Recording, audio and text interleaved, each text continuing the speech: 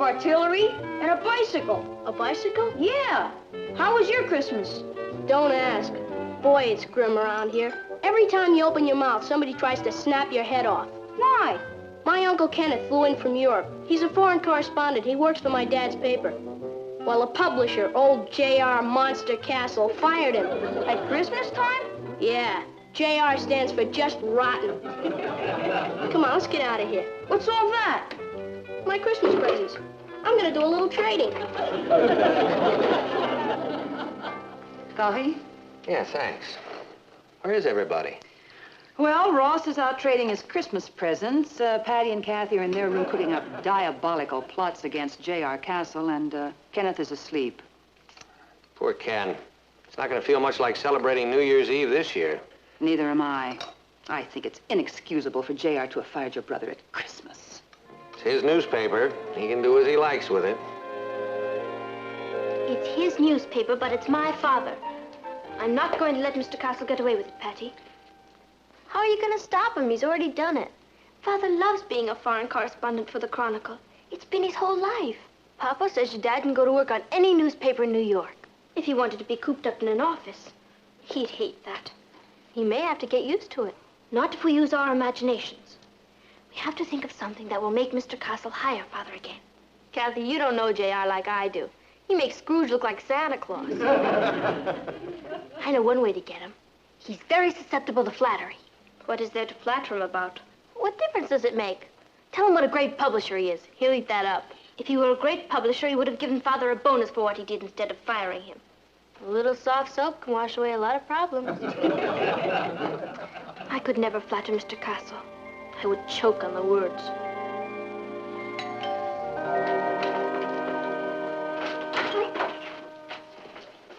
Morning, J.R. Good morning, Martin. I thought I'd pick you up so that we could ride over to the UN conference together. All right. JR is here, man your battle stations.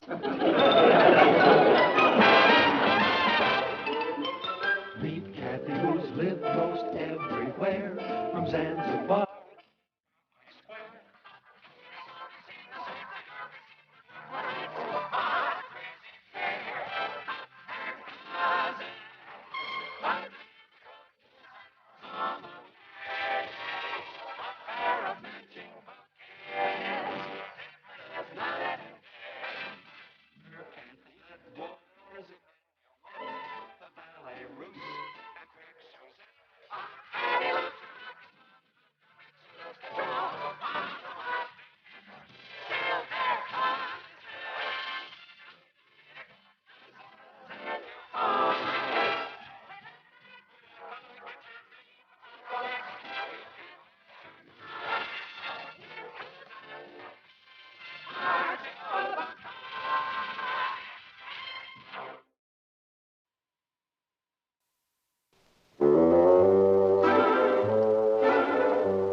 Good morning, Natalie. Good morning.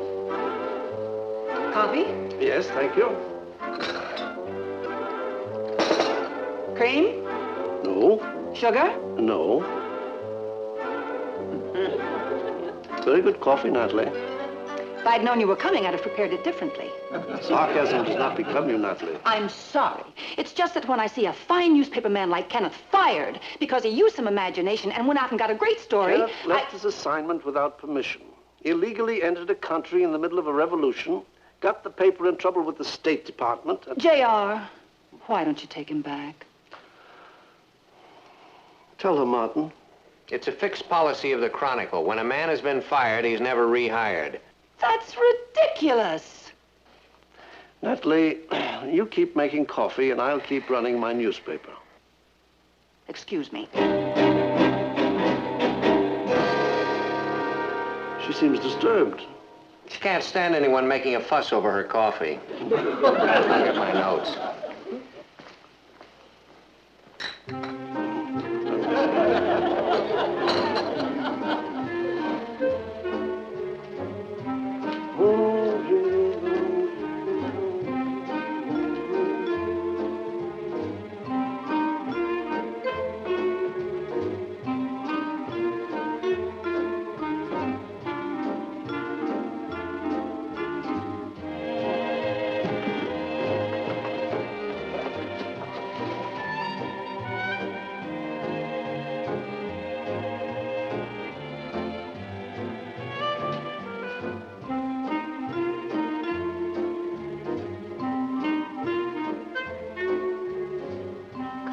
Mr. Castle. Good morning, Mr. Castle. Good morning, Mr. Castle. Good morning, Kathy. May I speak with you a moment? Are you also planning to tell me how to run my newspaper? Oh, I don't think anyone could tell you how to do that, Mr. Castle. You're the greatest publisher in the world. Who said so? Father. He's always saying that. You never said it to me. I think perhaps Father's a bit afraid of you. Kenneth Lane afraid of me? He doesn't act that way. Why, he's the most That's because you make him nervous. See, he thinks of you as being on a high pinnacle. He said that? Often. He says the only real newspaper publisher left in the business is J.R. Castle. Is that so? I always thought he referred to me as Old Sour Lips. Old Sour Lips? Old Printer's Ink, he always called you. He did? Oh, yes. He always says he could never work for anyone else. Where else would he find a warm, sympathetic genius like J.R. Castle to work for? Young lady, I can't tell you what an impression this little talk has made on me. Has it? Indeed, it has. I'm ready, J.R. Oh, Kathy, would you give your father a message for me? I'd like to hear that. Certainly, Uncle Martin. Just tell him I'll have lunch with him at 1 o'clock. If she gives her father that message, you're going to be dining alone. And you can give your uncle a message for me, young lady. You tell him Old Sour Lips says he's still fired.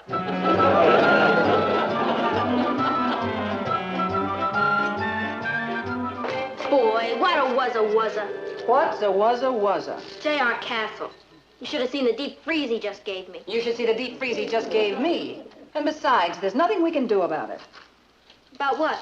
About that wuzza. Yes, there is. When someone attacks my cousin Kathy, they're attacking me. Old Sour Lips isn't dealing with kids, you know. Your father's going to do everything he can to see that Uncle Kenneth gets his job back. I have a feeling that isn't enough, Mamo. It's going to take something diabolical. Such as what? I could get all my friends to cancel their subscriptions. That's 3 subscriptions. Don't wreck the newspaper. Your father's still the editor. Why don't you stop worrying about it, Patty? No. There must be a way to get to him. We have to find J.R.'s Achilles heel, that's all. And then? Hey, look at this. Rebel troops seize Kurdistan. General Mazim overthrows dictator. I always knew old Muzzy could do it. He's a good man. I spent a lot of time with him at his headquarters when he was hiding out in the mountains. I really got to know him. Perhaps if you told that to Mr. Castle. That old Sour Lips? No, I don't need him. I can always get a job. A desk job? Oh, what's the matter with that? You always said that a good newspaper man went out where the news was made, and that the hacks stayed in the offices and put captions on history. Did I say that? I was lying. Now, that's all behind me now, Kit Kat. It'll be interesting working at a desk. Will it? Of course. It means that you and I can be together. That part of it would be wonderful. But if you were a foreign correspondent again, we'd be together anyway after I finished school.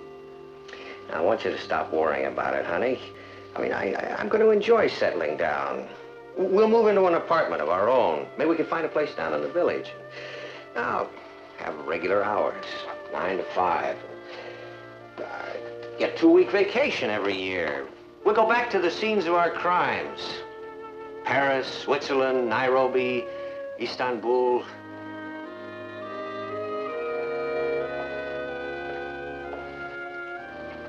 In 2 weeks? It'll work out fine.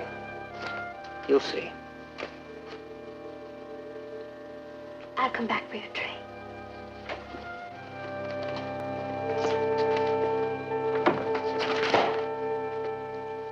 He'd be miserable at a desk job, Patty. He could go to work as a foreign correspondent on another newspaper. He loves the Chronicle. I think it hurt him very deeply when Mr. Castle fired him. He's very proud. Working for another newspaper isn't going to ease that hurt. Perhaps if I talk to Mr. Castle. You already did. What? I mean, I already did. Forget it. Old Castle's got a moat around him. You couldn't shake him loose with a... Yes, you could. Kathy, I know what to do. We fix one little detail, and J.R. has to hire your father back. What's the one little detail? Your father has to write a bestseller. What? It's J.R.'s Achilles heel. He's always bragging about my men who have stormed the citadel of the literary world and written best-selling books. The influence of working under a good newspaper publisher can't be emphasized enough. But Father's never written a book. So what? He's the best foreign correspondent in the business, right? Right. He's had all kinds of fantastic adventures, right? Right. Last night he kept us fascinated for hours just telling us of a few of his experiences. All he has to do is put it down on paper. He'll be so famous, J.R. will come crawling to him to get him back. He could write about the time he had breakfast in the kitchen with the Prime Minister. Or about the crap game with the Shah where 20 wives changed hands. Or the time you escaped from the tribe of nomads in Tibet. It could be a great book, Father. Yeah, but I've never written a book, Kit Kat. I'm afraid I know you could do it, Uncle Kenneth. Listen, there's a big difference between being a reporter and sitting down and writing your memoirs. Will you try? Well, I suppose I could try. We've done it again. You can work upstairs. We'll move in a desk for you and some writing tablets and pencils and a typewriter. And we'll be very quiet. I can't believe it. We have a best-selling author in the family.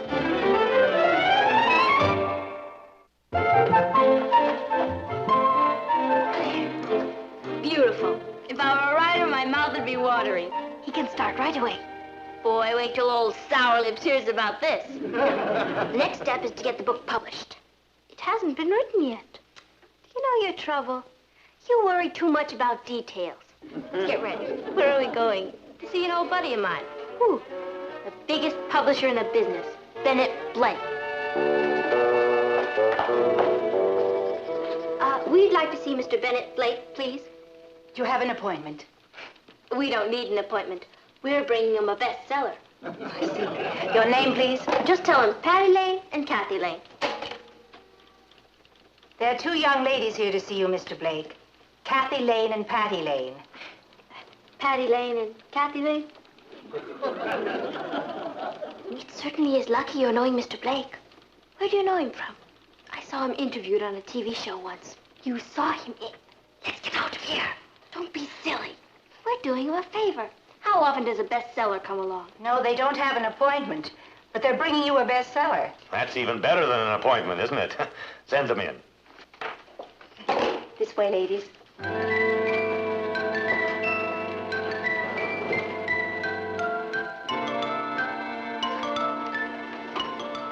Good morning, ladies.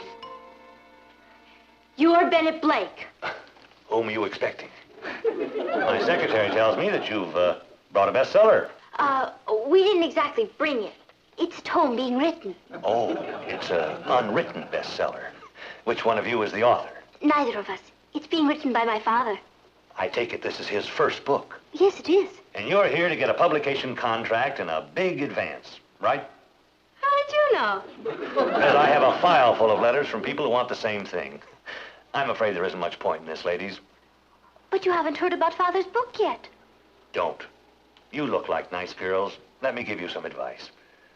There isn't any publisher that'll give an unpublished writer a contract for a book without a complete outline and at least 2 chapters written.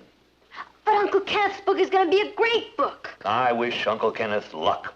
All right. We'll just have to take foreign correspondent to another publisher. Do that. Now I'll read it when it comes out. You'll find it on the bestseller list. Foreign correspondent by Kenneth Lane.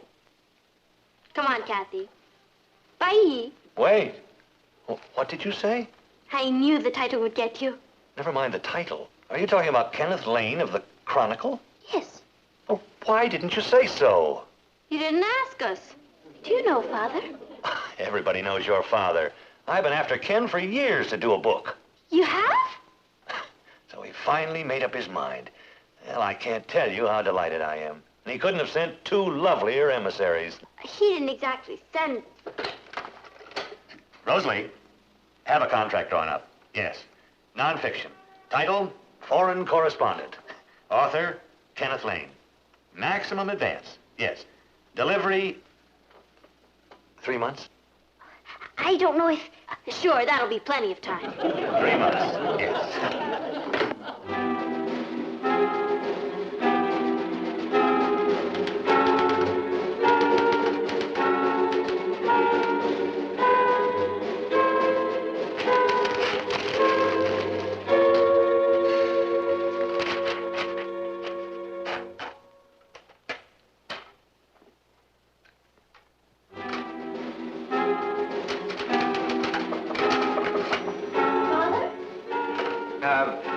Just a minute.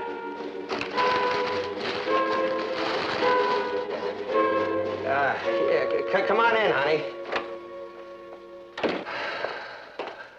How's it going? Oh, fine. You know, it's always takes a little time for these things to get rolling. I'm eager to read it. It's wonderful the way you've locked yourself in here. You've been working constantly. I'll bet you have a lot written. Kathy, you remember I said I didn't think I could write this book? And you were wrong, weren't you? Patty and I have a surprise for you. We got you a contract for your book with Bennett Blake.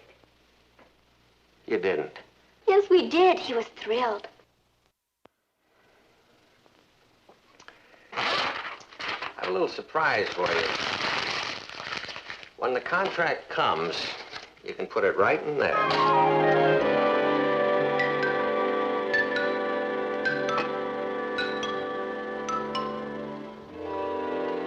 Father really tried to write that book, Patty, but it's against all his newspaper training. He said he couldn't get past the title. All right, so we don't have a great author in the family. What's our next false move? I think it's too late. He made an appointment to see about a job on another newspaper. He can't do that. He belongs on the Chronicle. I tried to stop him, but I couldn't. He's doing it for me. Boy, that's when parents are the worst, when they're doing it for you. You know something, cousin? It took a miracle to get your father over here for Christmas. It's going to take another miracle to get him back.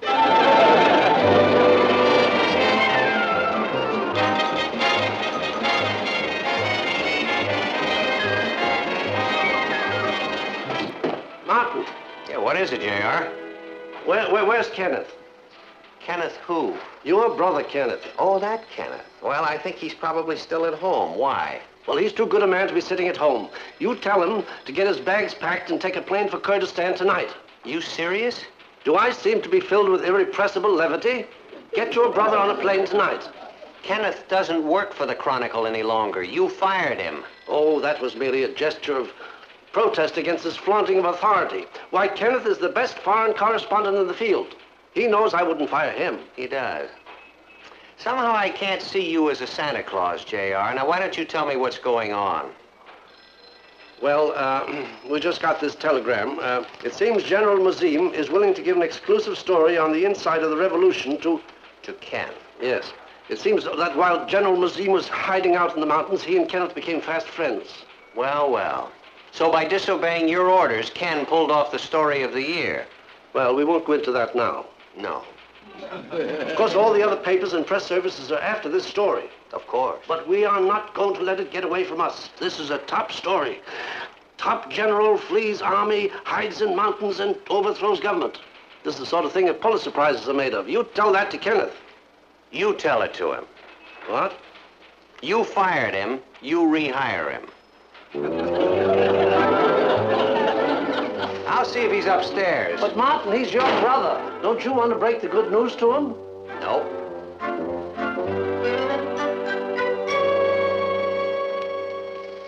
Hello, Mr. Castle. Hello, Patty. No, I'm Kathy. I'm too wise a fox to be caught twice in the same trap. I've come to see your uncle.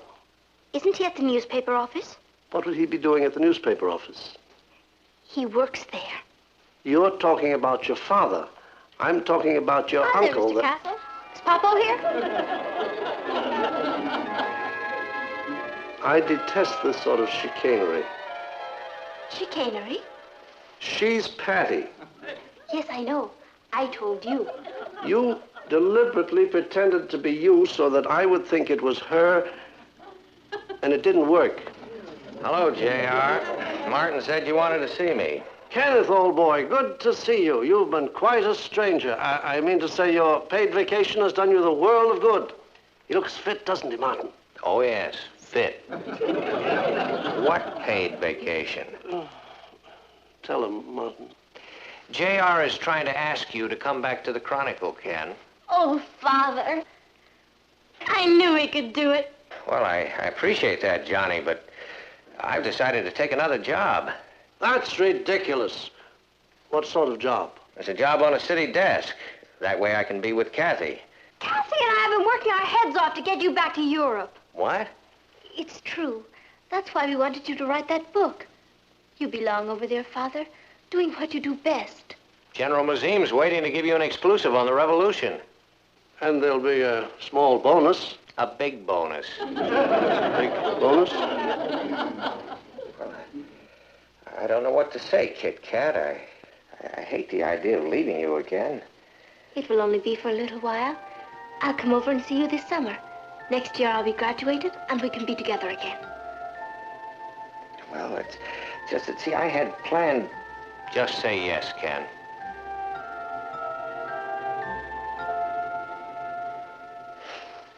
All right. Cable the General not to talk to anyone till I get over there. Oh, thank you, Kenneth. Good man. Natalie? If it won't affect my husband's job, I would prefer not to speak with you. Natalie. I mean it. I think he's treated Kenneth shamefully. Kenneth should be back working for the Chronicle. Aunt Natalie. And you've overlooked something. He knows General Mazim. He could get a great story on the revolution. Natalie. No, leave her alone. I think Natalie has a point here. Natalie, why don't you and I go out in the kitchen and drink a cup of your great coffee while Kenneth packs his bag?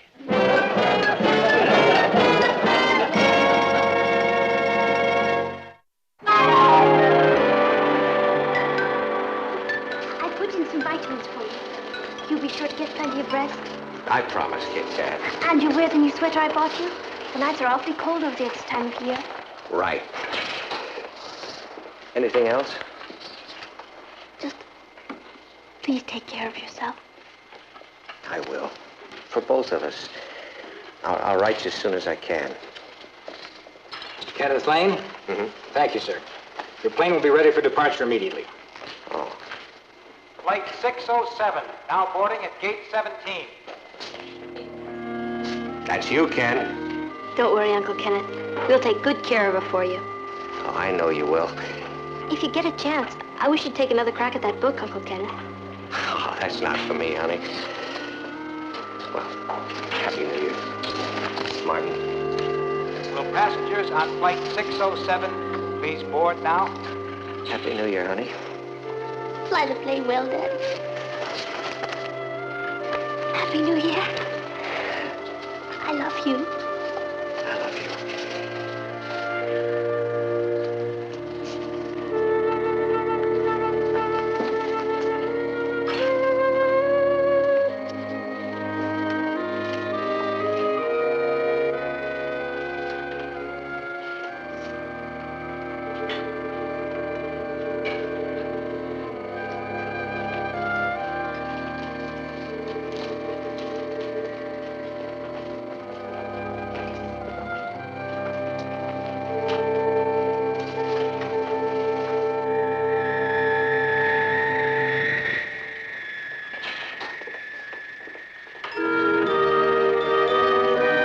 Happy New Year, darling.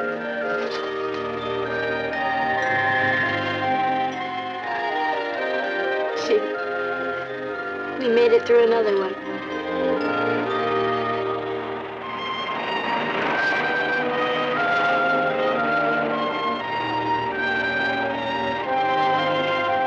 Ready, Kathy? Ready, Patty? Let's get the new year on the road.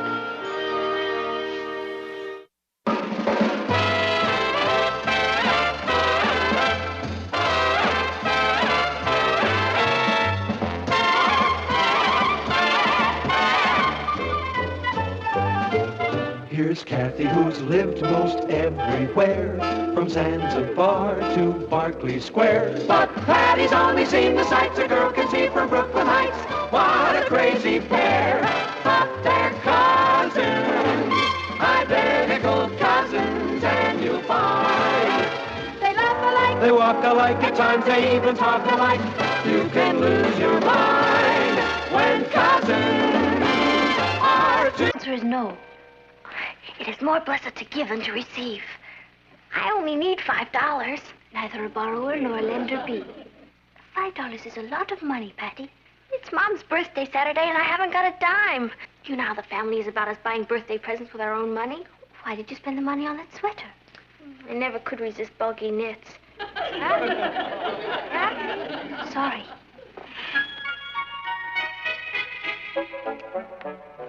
Good morning, Aunt Natalie. Uncle Martin. Ross. Good morning, dear. Good morning, Kathy. Patty? Hi, group. Listen to your horoscope, Patty. It says you're wicked, stubborn, and hate animals and children. It does not. Let me see that. Where did you get this? I traded it for 2 comic books. You got taken. Listen to what it says about you, Papa. You're a Virgo. I am? You're incompatible with Sagittarius, Gemini, and Pisces. Mom, you were born... I'm a Pisces. Now she tells us. And all these years we thought we were happily married. According to the stars, we were miserable and didn't even know it. Well, I better get going. I have an editorial meeting this morning. Today's the 16th. It says here Virgos mustn't drive today, not before 5 o'clock. Yeah, I'm sorry. I'm afraid the meeting won't wait that long. And even us Virgos have to make a living. Bye-bye. Bye, dear. Bye, Dad. Listen to this. Because of the conjunction of Uranus and Venus in the early hours of the day, care should be taken to avoid automobile accidents. That's a lot of silly superstition.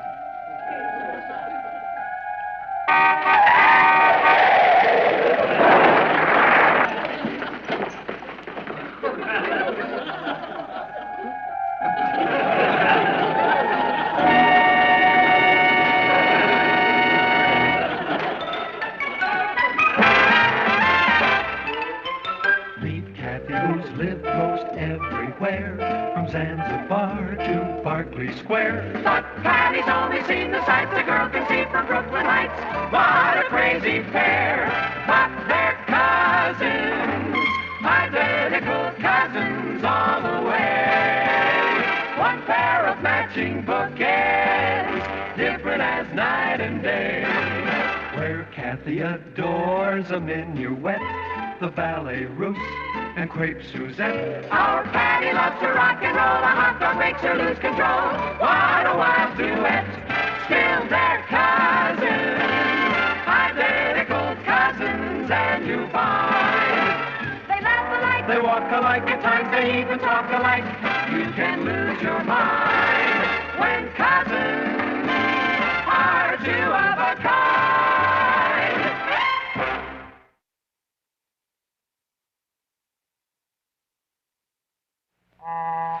Does that feel better, darling?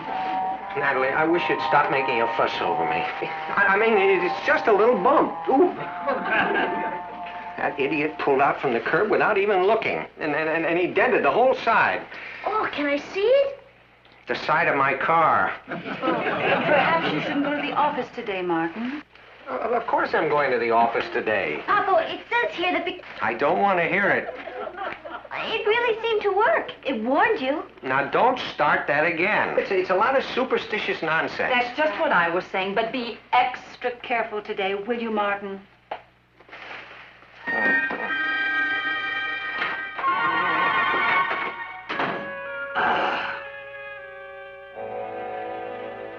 Wouldn't it be wild if this really worked? Don't you think that if the people who wrote these books knew everything that was going to happen, they wouldn't have to write these books? Excuse me. Hey, I'm taking a history test today. Would that thing tell me whether I'd pass or not? How do I know? I don't do this for a living. I just... got an idea how to get Mom's birthday present.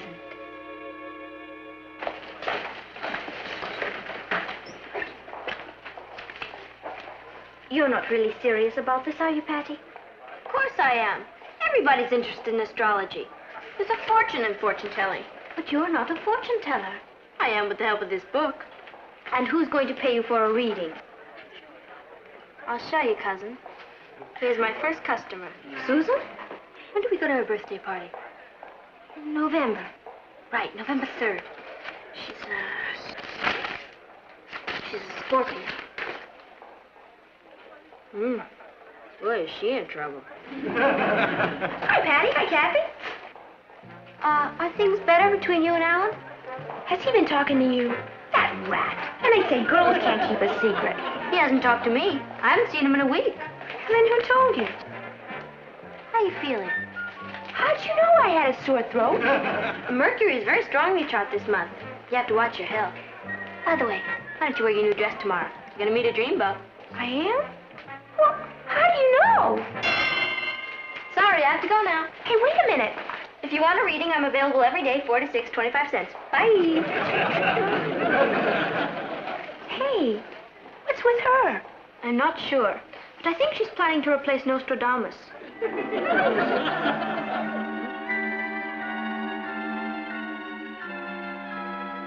Boy, are the Gemini's in trouble. What are you doing? Playing polo. Where'd you get all these books and charts? From the library. Do you know? I memorized the whole zodiac chart. I need some advice. From your sister or from the stars? From the stars. That'll cost you 25 cents. Boy, you fortune tellers are murder. Okay. What's the problem? Well, I'm going out for Little League Baseball. There are only 2 positions left open, pitcher and catcher. I was going out for pitcher, but Scotty Sheldon's going out for that, and he's pretty tough competition. So you're asking the stars if you should try for pitcher or catcher. All right. You're Taurus. Taurus? The boom. Is that good or bad? Here we are. Taurus. You are sophisticated, a good administrator, and have inflexibility of purpose. Gee, that sounds like I'd make a great pitcher. You are a faithful husband, but there is violence in you. All I asked was whether I should pitch or catch. When do you have to make your decision? Friday. Friday. That's the 19th. Taurus, the 19th. You are standing at the crossroads. That's me, all right. But don't be swayed by deceptive influences. Strike out with all your might. Strike out. Sounds like you're going to be a pitcher. Gee, I don't know how to thank you, Patty. If you're a satisfied customer, send your friends around. Bye. Hi, Patty. Are you busy? Hi, Sue. What are you doing here? Well, sit down. Can you really read fortunes? So far, I saved one man's life and another man's career. Tell me your problem. Well, don't be nervous. Stars and I are your friends. Alan and I have been going together for 6 months, see? And last week I found out while I was at my aunt's house, he was out someplace else doing something else, and I don't know what it was. Anybody home? In here, Martin. Are you feeling better, darling? If you're referring to that little bump on the head this morning, it was nothing. Hello? Who? I don't know. Just a minute. Is Richard here? He's upstairs with Patty. Yeah, just a minute. Oh, hello, Richard. This call is for you. Don't mention it. No, those kids are never off of that phone. I tried to call here for 2 hours this afternoon. I told Fran about your accident this morning, and she said that a fortune teller told her not to take a train, and the next day there was a terrible train accident. Natalie, coincidences happen a dozen times a minute. I know. Still, was odd. Boy, you sure are lucky to have a daughter like Patty. With her advising you, nothing can go wrong. Well, gotta go. Richard, just a minute. Did Patty read your horoscope? Did she? She's incredible. She told me an aunt of mine from the north would be coming to visit me to give me some money. And you really believe it? Well, Richard, does it seem even remotely logical to you that dead pieces of matter floating around in space millions of light years away from the Earth could possibly have any effect on your daily activities? Well, Use your common sense, boy. Now listen, If what Patty told you was true, that would mean that all the thousands of people who were born at the same time as you would now be rushing home because a rich aunt from the north was coming down to bring them some money. Well... Now, doesn't that seem ridiculous? Certainly sounds ridiculous. Well, gotta run. Mom just called to say that my rich aunt just got in from Canada, and she wants to see me right away. Bye.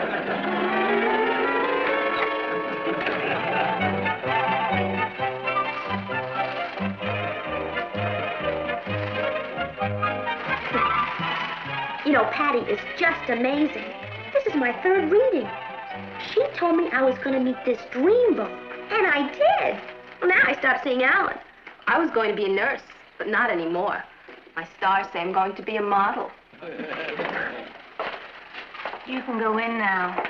Did she tell you anything? She just changed my whole life. What'd you say? Well, you know how everyone laughs at me because I'm so clumsy and I'm always dropping things? Yeah. Patty says I'm going to be a brain surgeon.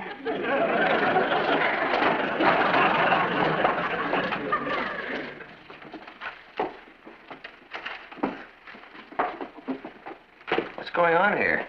Oh, we're waiting for Patty. You mean you're all lined up here to see the soothsayer of Brooklyn Heights? She's in her salon. Her... Scorpios face a restless week under the influence of Neptune. The only place in the world where things are good for Scorpios is Australia. If you can't go there, the next best thing is to stay in your room. I will. I have a patient. Forgive me for interrupting. I'd like to speak to you if the stars don't mind.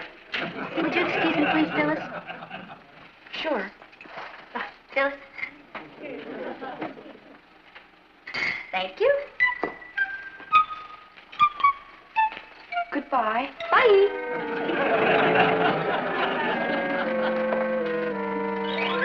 Patty, are you taking money for this? Why not? I'm getting paid for a service. Well, I'll tell you why not. In the first place, there happens to be a law against fortune-telling. I'm not telling fortunes. I'm reading charts.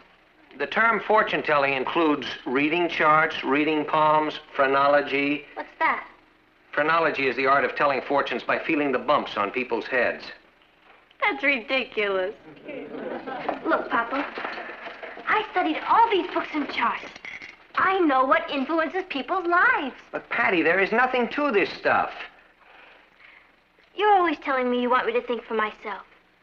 Are you telling me now that because you don't believe in astrology, I can't believe in it? Well, I didn't say exactly that. I mean, I want you to find out things for yourself. Then I can go on giving readings? Well, all right. If these kids are silly enough to listen to you, I suppose it serves them right. But you are not to charge them anymore. Oh, but... And that's final.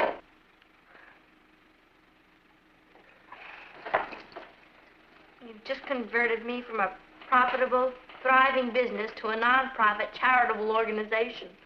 Couldn't have phrased that better myself. Say hello to the stars for me. Don't catch cold.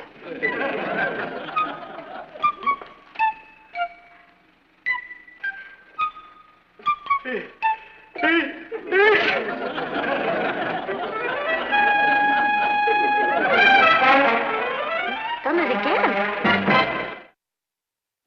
First I predicted Papa's accident. Then Susan's new boyfriend, Richard's aunt. I'm incredible. I said, and it has nothing to do with the stars. Well, I must have something. These kids aren't paying me their hard-earned money for nothing. Not anymore, they're not. Your father put a stop to it. No, he didn't. All he said was I couldn't charge any money. I'm not going to. From now on, my readings are free. But if anybody wants to make a contribution, I'm not going to fight it.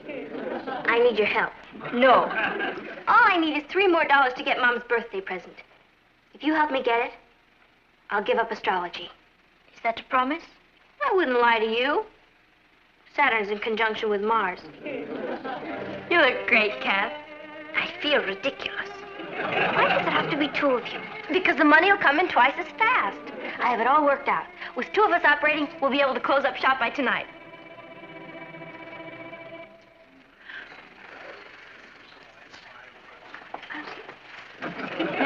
Step this way, please. Enter and be seated. Next, could you step this way, please? Oh, hi, Patty. I thought you were in the other room. Hi, Sue. Sit down. Boy, have I got a problem. You told me not to see Alan anymore. I did. I did. And Alan asked me to the dance Saturday night. Well, I turned him down because you told me to go with Stanley. Stanley. That dreamy new boy I met. Pisces. Oh, the fish. What's your problem?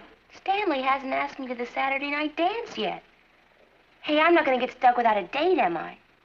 At least I could always count on Alan. Alan is a very nice boy.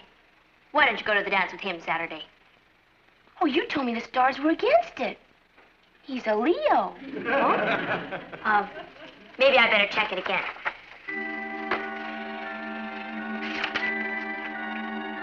Here. According to your chart, the letter A is very lucky for you this week.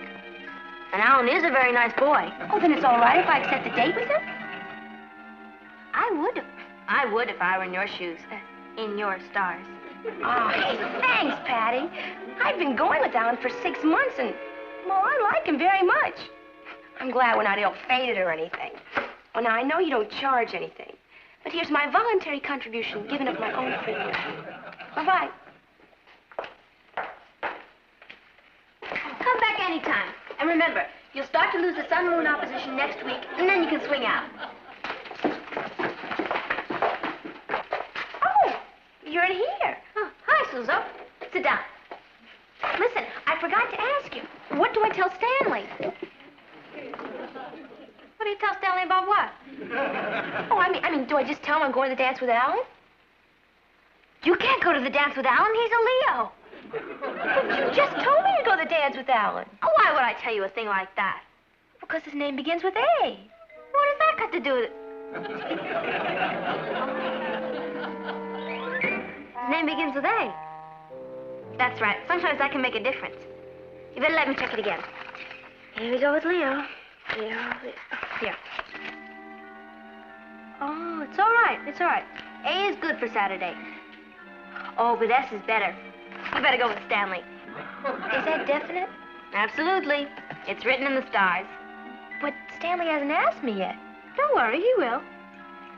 Pisces moves very slowly, but wow. Enjoy the dance Saturday. Thanks, Patty.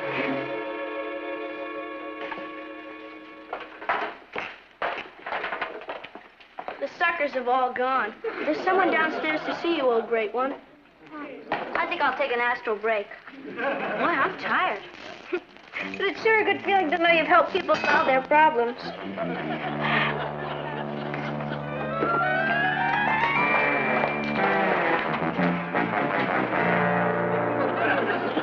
Hi there. Hello. I'm looking for Miss Patty Lane. Boy, the word sure spreads. Build a better mousetrap and everyone comes running. My name is Roberts, detective, 2nd grade. Detective 2nd grade, huh? I'm checking on a report that a fortune teller's operating in this neighborhood. I was told you might be able to help me. As far as I know, there's no real fortune teller in the neighborhood. Can we quit now? I'm exhausted. Why don't you run back upstairs and lie down? Because you and I are going to have a talk, cousin. That's a very interesting outfit you have on there. You mean these fortune-telling clothes? Oh, is that what they call it? It's a costume for our school play. School play? What's the name of this school play? We're doing Fortune Teller by Victor Herbert. Is that so? Oh, that's a favorite of mine. There's a gypsy love song in it. Now, how does it go? She knows. She's playing the lead. I'm playing the... Yes, now, don't be modest. Why don't you sing the song for Detective Robert, 2nd grade, who's here because someone says there's an illegal fortune teller in the neighborhood?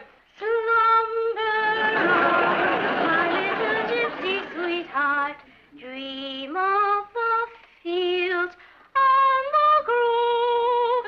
Can you hear me here in that dreamland where your fancies rove? that's very nice, very nice. Well, I guess I made a mistake. That's all right. Come back anytime. All right. Hey, you know that prediction you made? What address did you want? Patty, I want... Oh, you wanted Patty. That's Patty.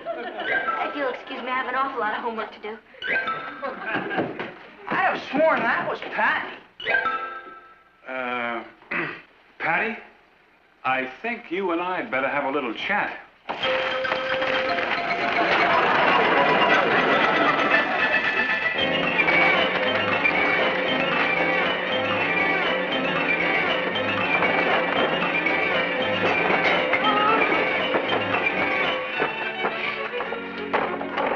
Do you mind if I take a look at your room? It's an awful mess. I know.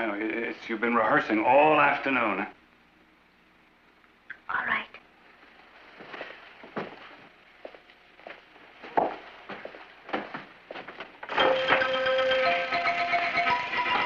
We didn't really mean to do anything wrong. We just... Well, it's a nice room. Thank you. Now, you look like nice girls. I don't want you to get into any trouble. No, sir. If there was ever any fortune telling going on around here, I can promise you it'll never happen again. I believe you. Thanks. Isn't there a police fund for widows and orphans? Yes? We'd like to make a contribution. Hey! Did you want to say something? Hey! What a good idea. Well, thank you, but why don't you take it down to the station? I'll be glad to accept it. Fine. We'll bring it down this afternoon. Good, good. Oh,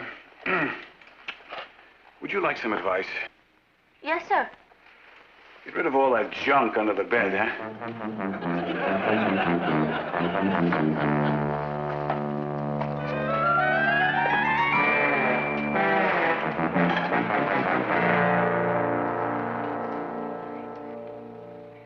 I hope you didn't mind about the money. I thought it was the least we could do. I guess so. Boy, that was a close call. Never again.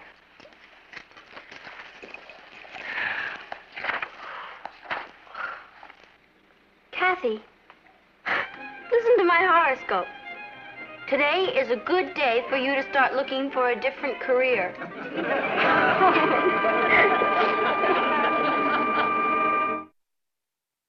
Tomorrow is your mother's birthday, you know. Yeah, I know. Kathy told me why you were holding those astrology readings. Boy, she has a big mouth. So, I was just thinking if you'd like an advance on your allowance, why, the stores are still open. Do you mean that? Yeah. Thanks, Papa. Couldn't help myself. It was written in the stars.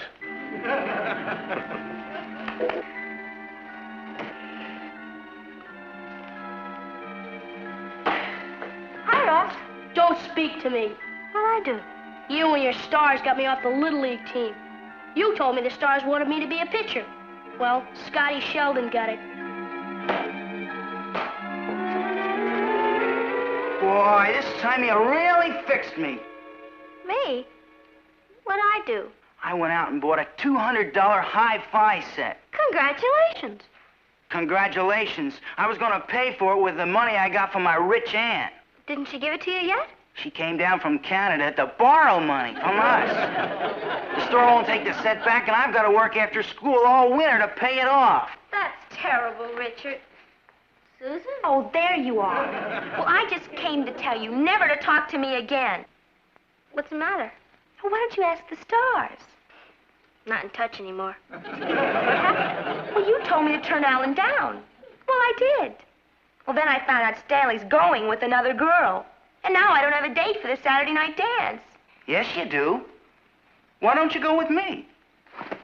She can't go with you. Why not? Because Aquarius and Gemini don't mix. Oh, they don't, huh? Well, just watch.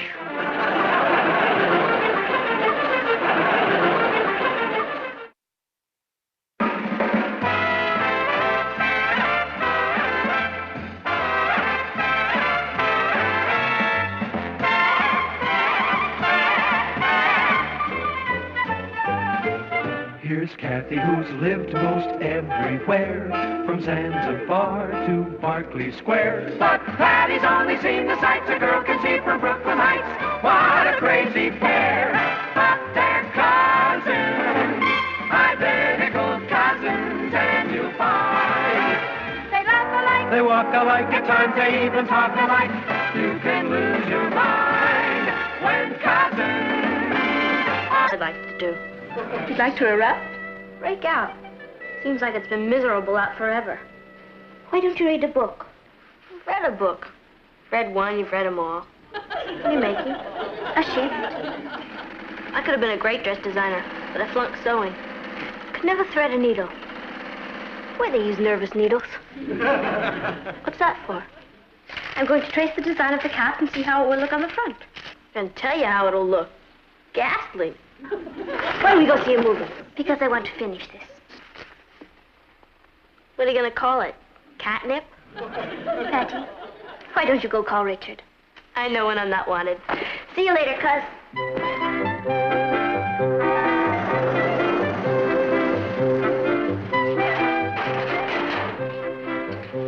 If you told me you needed money for a new dress, I'd have loaned you some. Don't you like this dress? It's catastrophic. Well, this is what the in group is wearing. Doesn't it make you feel naked wearing something no one else has on? No. Hi, Patty. Hi, Mary. Hi, Kathy. Hello, Miss. Is that a new dress? Yes. It's beautiful. Where'd you buy it? I made it. Oh, you're putting me on. No, she really did. Cuckoo, isn't it? Could you make me one like it? I'm afraid I sure she could. For $9.95. It's a deal. But I... Hi. Say, that's wild. Who sells them? My partner and I. $9.95. And what do you call it? Catnip. Well, could you make me one in red and one in blue? One red, one blue. What's going on? Look what I just ordered, and it's only $9.95. How soon could I have one? I don't... Monday. I'd like it in green. Our Nile model, 7A. My folks are taking me to Switzerland next week. Could you mail it over there? I'll send a memo to our shipping department. Great. You can go to the European market, too. Patty, I only have 10 fingers. I can't make dresses. Shh. Don't bother me with the details. Hey, do you have it in yellow? Any color your little heart desires. That's our motto, 6D. Girls, now let's organize here. What size did you like? Oh, when's the size? Meet Kathy, who's lived most everywhere, from Zanzibar to Berkeley Square. But Patty's only seen the sights a girl can see from Brooklyn Heights. What a crazy pair! But they're cousins, identical cousins all the way. One pair of matching bookends, different as night and day. Where Kathy adores a minuet, the ballet russe, and crepe Suzette. Our Patty loves to rock and roll, a hot dog makes her lose control. What a wild duet, still they're cousins, identical cousins, and you find they laugh alike, they walk alike, at times they even talk alike. You can lose your mind when cousins are two of a kind.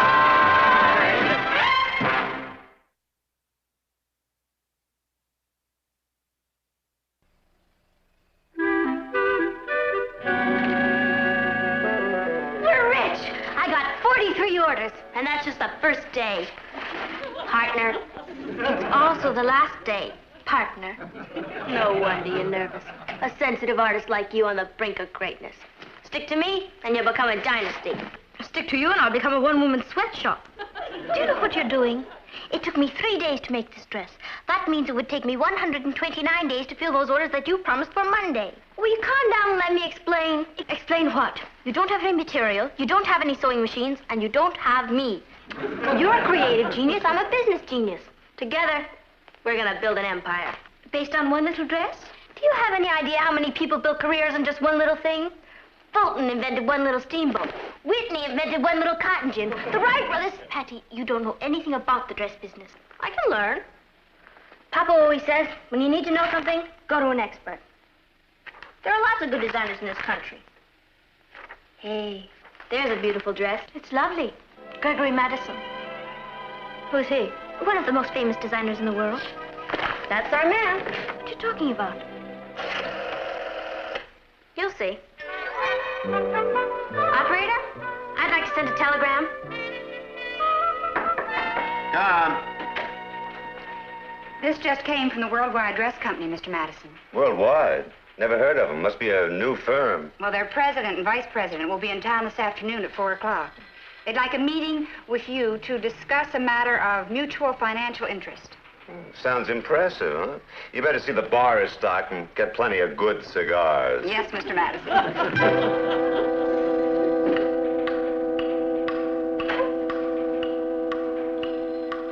Oh, are they here? Yes, sir, but... Well, don't keep them waiting. Show them in. Yes, sir. Talk to you later.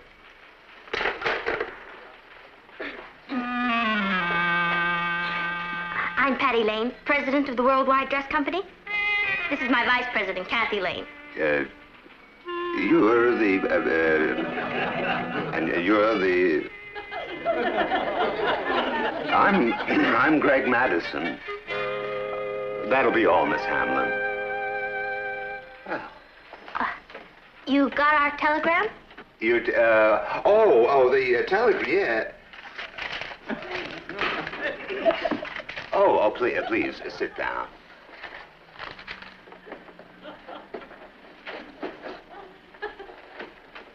Oh, well, would you care for a drink? Glass of milk?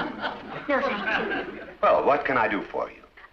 It's what we can do for you, Mr. Madison. We're here to give you a hand. Well, it's very kind of you. You see, we've just gone into business, and we're going to give you a chance to get in on the ground floor.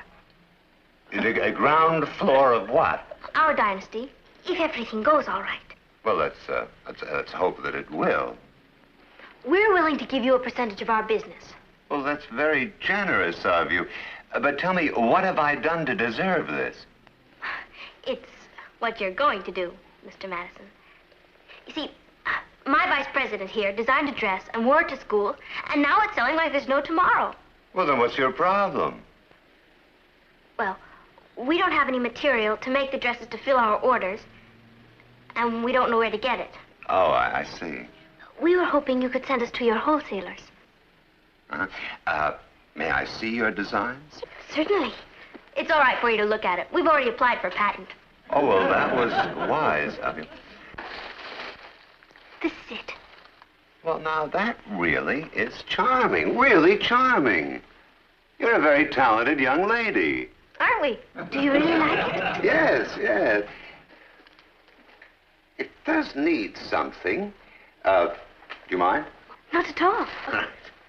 Now, then, let me see what I can do. Let me show you the famous Madison touch. Little Madison magic here. Whisk broom. Shears. It's amazing what you can do with little things that really have no... There. Take whisk and a little tape and attach thusly. That ought to do it. Well, this will give you a rough idea of what I mean. That's much better. I love it. We should give you a royalty on... It's very nice, Mr. Madison. Exactly what we had in mind.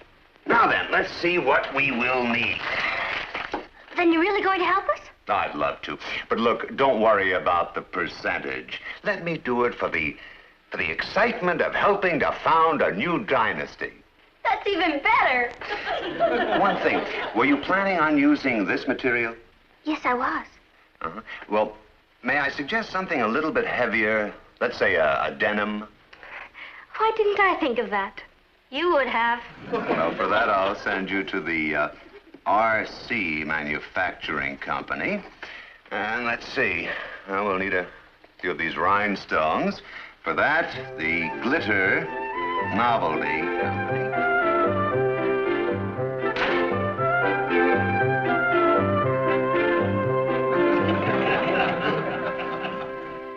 Hi, dear. Hello, darling. Ross? Hi, Dad. You look tired. How was your day? A brute? Did you see any juicy killings or gang holdups? I'm the managing editor of a newspaper, not one of the untouchables. There was a sign out there in the hall, WWDC. Patty put it up. It means... Don't tell me. Let me guess. Women's white dresses cleaned. Why worry desperate centipedes? Worldwide Dress Company. There's an executive meeting going on in your study. Behind those closed doors are the president, vice president, and board of directors. In my study? Patty's the president. She's going into business. She's gonna be a typhoon. No, dear. A typhoon is a big wind. That's close enough. I think it'll be very good for her, darling. It'll give her a sense of responsibility. Now, you and Craig make the deals and handle the business end of it. We'll sell the dresses for $10. Labor and material come to $6. That means we make $4 on every dress. For every 100 dresses we sell, we make $400. And for every 1,000 dresses we sell, we'll make $4,000. And every 10,000 dresses we sell, we'll make $40,000. We're rich! Now, all the department stores have teenage shops. They'll be glad to do business with us. Patty, it takes money to go into business. No, it doesn't. My new silent partner gave me a letter to his wholesalers. We can get everything we need on credit. What's the first step? You mean, what's the first step? What kind of a question is that? It's obvious. Wait. What's our first step? Well, you can't start manufacturing until you know how many orders you have to fill. The first thing you do is get your orders, buy the material, hire labor, and make the amount of dresses you sold. See? I told you it was obvious. I know who our first customer is going to be. Stan Brook Department Store. Kathy, how long will it take you to make 10 more of those dresses? Me? You said we were going to set up a factory. Well, that comes later. I need 10 of those dresses right away. How's it going? All right. Gee, I wish I had your talent. See you later. Well, they're racing right along, aren't they? Yes, aren't they? I'll stick with it. Zip, zip, zip. Good old American know-how. I'd give anything if I could do that. Huh, see you after the movie.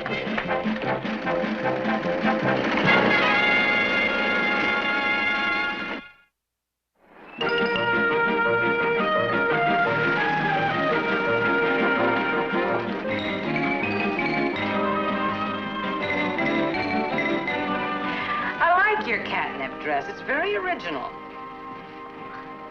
Our sales department is swamped with orders, but we'd like to help you out as much as we can. I don't know if we could commit ourselves to an order from a firm that's had no manufacturing experience. Call Gregory Madison. Gregory Madison? He's sort of our silent partner. We already have 70 orders from our school alone.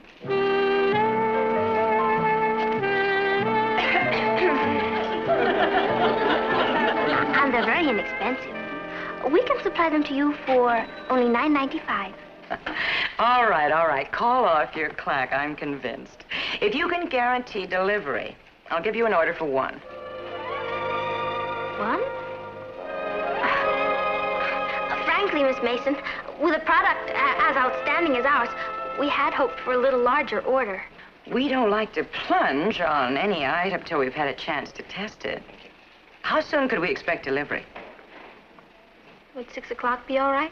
Well, we're not in that much of a hurry. Let's make the delivery date Friday, and I'll increase the order to 2 on a consignment basis. But that would be fine, Miss Mason. Thank you. All right. That's Friday, the 17th, on consignment, 2 gross. There you are. Thanks a lot. Did she say 2 gross? That's what she said. Do you know how many dresses that is? How many dresses is it? 288 dresses. And you promised them by Friday. That's only 3 days away. We've got to cancel that order. Oh, we can't do that. We'll be out of business before we begin. What are we going to do? Use good old American know-how. RC Manufacturing Company? This is Patty Lane, president of the Worldwide Dress Company. Yes, I want to order 700 yards of blue Novelty Company. I'd like to order 1,000 rhinestone buttons. I want to rent 10 sewing machines. You'll have to deliver them this I needed about 6 colors. Right. There you are. Right, Craig. Where are you from? I live here. Oh, it's you, Mr. Lane. I wasn't expecting you. I like to drop in from time to time. Right. Hello, Mr. Lane. Craig? How's it going upstairs, Craig? There you are. Pretty busy afternoon. I can see that. Your trucks have got the whole block tied up. That's big business.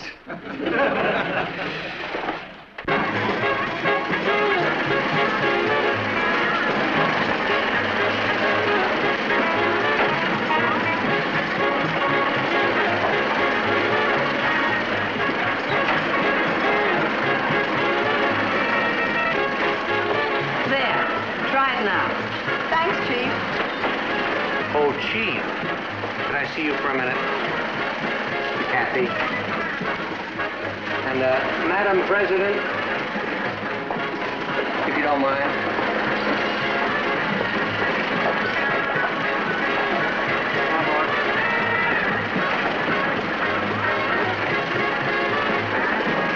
But, Martin, I haven't had this much fun in years. There is something wrong with all this instant success. Why? Richard figured out that by the end of the year, we could make $500,000. Oh, Richard figured that out, huh? You know how clouds sweep the country, Uncle Martin. Why, they're like tidal waves. Well, it's a funny thing about tidal waves. They go out, too. Gregory said that if you're going to do something, do it big. Oh, Gregory said that. Look at this order. Well, this says on consignment. What's that? Patty, are you sure you're ready to be president of a company? Oh, don't be a big business pooper. On consignment, young lady, means that if they don't sell the dresses, they can return them to you. Why shouldn't they sell them? All the girls from school buy there. Sure. We just ordered material for another 200 dresses.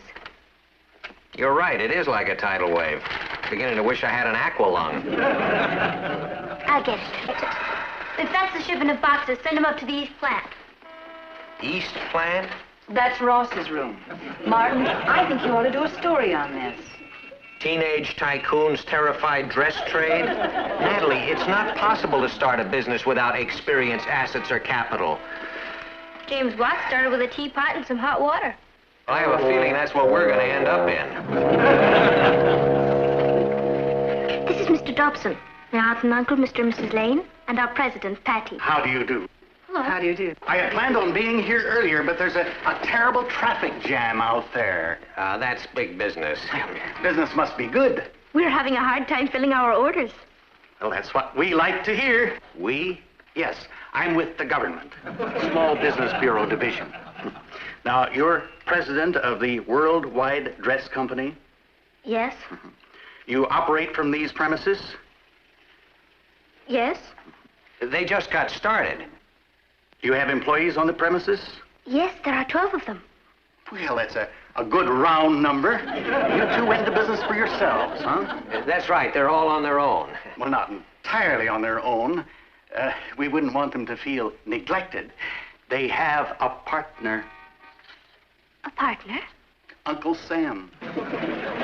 Here's some W-4 forms for withholding taxes, unemployment and disability forms for your employees. You'll have 48 hours in which to get a manufacturer's license. You'll need a safety inspector's seal for the premises and a waiver to rezone this house for manufacturing. There hasn't been a residential manufacturer waiver in the last 50 years. Can they do this to us? What are you going to do? Fight free enterprise? I'm going out to mail the dress to York now. How much is postage to Switzerland? And an export license. For one dress? Some of our other departments will be calling on you this afternoon. I have a feeling that you're going to be keeping us pretty busy. Well, good luck with your business.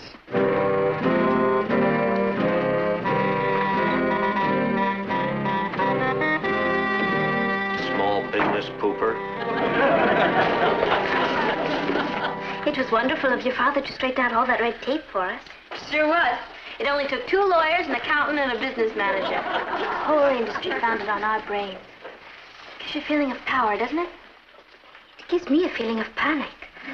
Richard said you ordered enough material for 300 more dresses. That's right. We have to be ready for the deluge. Reorders should be coming in any minute. Come on. Hey, that's darling. I want one with a picture of Johnny on it. Where can I buy it? For me.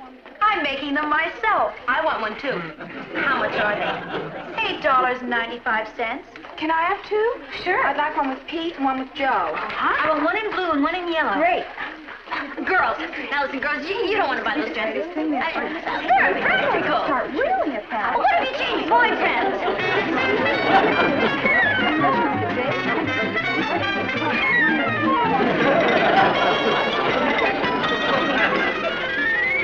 Well, you gotta hand it to these kids. Give the public what it wants. Hello, Richard. Keeping pretty busy, huh? Yes, sir. Hey, where's the president and the board of directors? They're in the living room. Huh? Counting their money, I presume. Why, I was sure wrong about this group.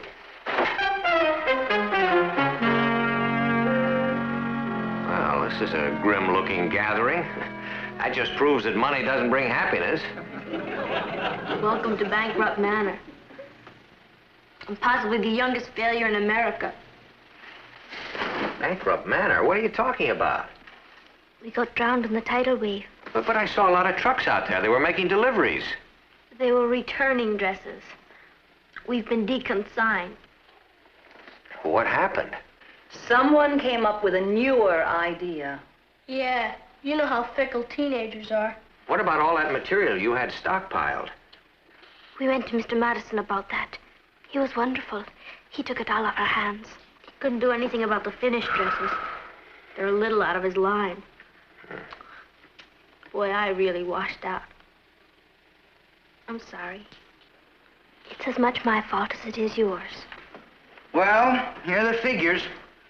After we deduct material, labor, and insurance, and balance that against total expenditures, minus capital assets, we have $1.25 left. Oh, that's not too bad. At least you ended up on the profit side of the ledger. And on the debit side of the ledger, we're stuck with 25 dresses at a cost of $6 apiece. That's $150 we owe. And I was going to build an empire. I should be declared a disaster area. Honey, you tried. You had an idea and you followed it through. I'm proud of you. But it didn't work. Patty, a lot of dreams in life don't work out the way we hope they will. But that doesn't mean we have to stop dreaming. Then you're not angry with me? No. Well, you almost accomplished a very rare feat. For a while there, I actually thought you were going to start a business with no assets, no capital, and no experience. That could have set a very dangerous precedent. I love you, Papa. Listen now, may I make a suggestion? We'll take it. No, I haven't made it yet. I was just thinking, suppose we donate all these dresses to some worthy relief organization. Now, I'd be willing to bear half of the cost if the rest of you will bear the other half. And you can pay me back at the rate of, say, $2 a week. Do you mean that? That's wonderful, Uncle Martin. Good. Then it's all settled. May I make a suggestion? Go ahead. Let's go spend the assets on some ice cream sodas. All in favor? Aye.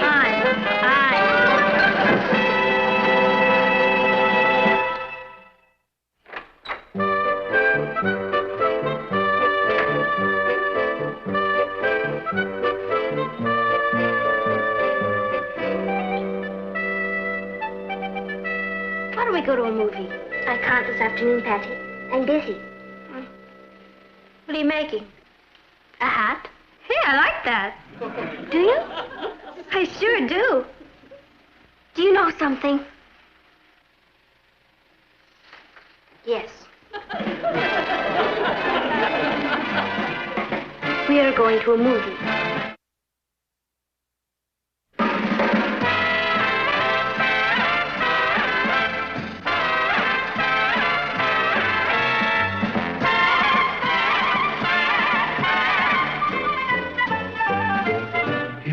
Kathy, who's lived most everywhere, from Zanzibar to Berkeley Square. But Patty's only seen the sights a girl can see from Brooklyn Heights. What a crazy pair! But they're cousins, identical cousins, and you'll find They laugh alike. they walk alike, at times they even talk alike. You can lose your mind when cousins are... You do. I saw your report card. You almost failed geometry, young lady. I think it's about time you learned a triangle is not necessarily a situation involving two men and a girl. Geometry's a big fat drag. Even Kathy's not good at it. She's a brain's brain. Right, Kath? Kathy, what are you reading? The Françoise Dupart book. You mean that 16-year-old French girl? She may only be 16, but she's really lived. No wonder it's #1 on the bestseller list. Good book? Marvelous, Uncle Martin. Pictures on the front of one of the magazines around here. Here it is.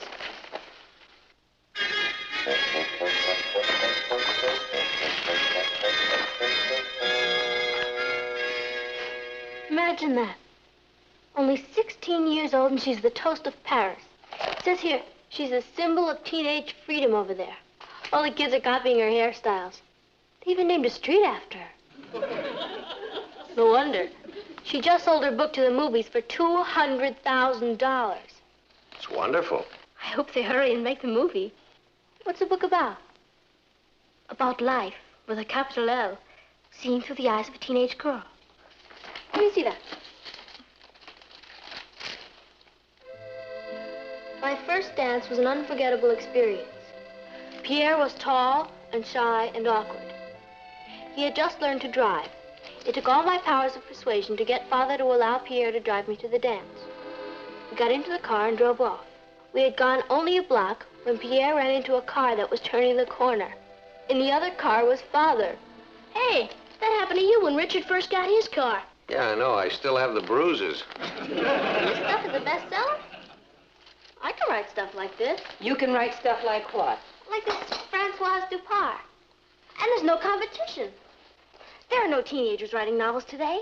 Oh, well, that may be true. That's why Françoise Dupart's book became a bestseller. Because she's a teenager. Patty, the critics don't care how old you are. It's what you have to say. I have a lot to say. What would you write about? Me. Life with a capital L. I've even got the title. I was a teenager. Writing requires a great deal of discipline. I mean, it would mean giving up dates, movies. I need a place to work where I can be completely undisturbed. I know. I'll work in the garret. The garret? I think she means the attic. Same thing. I don't think you can work up there, dear. It's dirty and dusty and a mess. Gee, that sounds like your room. Sounds perfect. After all, create, you must suffer.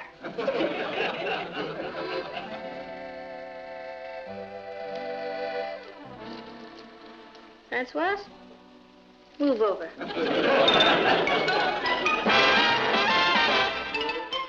Meet Kathy, who's lived most everywhere, from Zanzibar to Berkeley Square. But Patty's only seen the sights a girl can see from Brooklyn Heights. What a crazy pair! But they're cousins, identical cousins all the way. One pair of matching bouquets, different as night and day. Where Kathy adores a minuet, the ballet russe, and crepe Suzette. Our Patty loves to rock and roll, a hot dog makes her lose control. What a wild duet, still they're cousins, identical cousins, and you find They laugh alike. they walk alike, at times they even talk alike. You can lose your mind when cousins are two of a kind.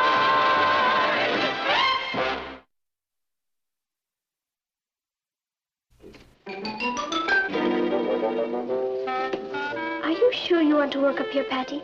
It's going to be awfully uncomfortable. William Shakespeare never complained. Alfred and I are going to the movies tonight. Wouldn't you like to join us? Sorry, Kath.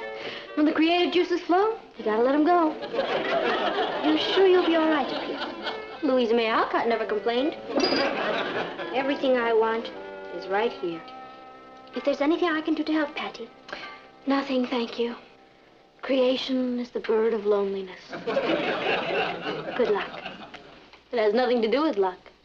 It's pure talent.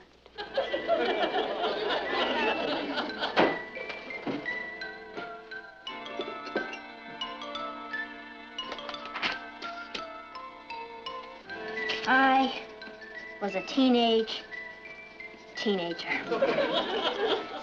By Patty Lane. A teenager.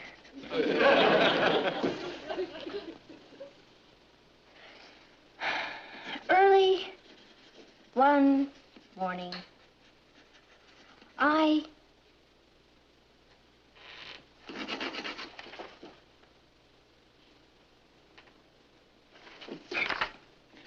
Early one afternoon,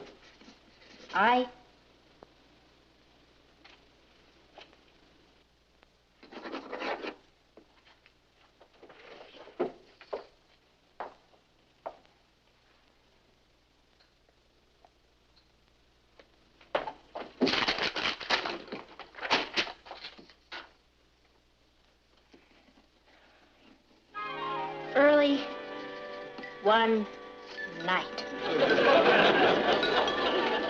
Hello, darling. Hi, Mom. How was school? Fine. Did a package come for me? Yes.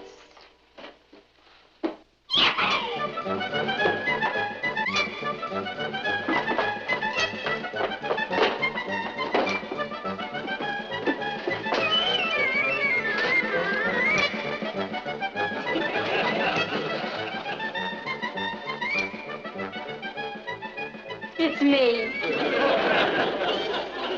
Jenny, I thought of you while I was driving here. Did you, Bernardo? What made you think of me?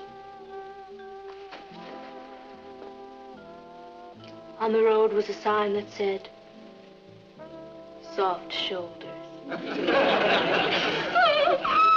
Oh, Bernardo, you have the drollest sense of humor.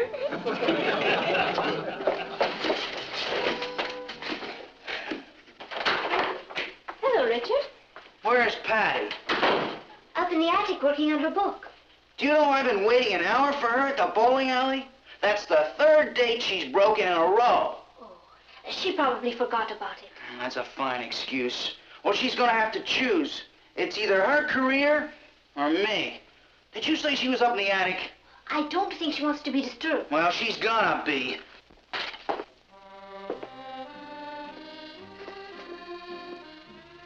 Another reason the road reminded me of you, Jenny. You have dangerous curves. Jenny gives a peal of laughter. What are you laughing at? Bernardo just said something funny. Well, where is he? He's in my book. He has the most marvelous sense of humor. When are you gonna finish that, Patty? I've been out bowling by myself, and you've been up here laughing by yourself. It doesn't make sense. It will make sense when my book is finished. I'm going to do for the American teenager what Francoise did for the French teenager. Well, what did she do for them? She liberated them. She made the world look at them in a new light. Well, how long's this liberation gonna take? Well, what is? You don't write a bestseller overnight. It might take me another week. Here's your dinner, Patty. What's the matter? Didn't Louisa May Alcott eat? What happened?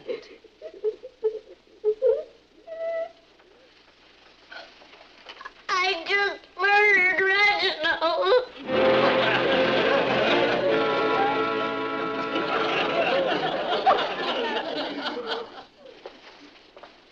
Hey, Patty, it's 12 o'clock. I just have to finish this chapter. Did you write all that? That's the prologue. What are you gonna call it? Gone with the Wind? I thought I'd let the publisher choose the title. Honey, you know, it isn't all that easy to get something published. I guess if it were, everybody'd write a book. Well, what I'm trying to say is that I really wouldn't count too much on this if I were you. Papa, will you be home this Saturday? Well, I think so. Why? I'm going to be through with the book by then. Would you read it? Sure, I'd love to. Thanks. Well, all right, you finish up and get to bed, huh? Good night, dear. Good night, Papa. Did you hear that?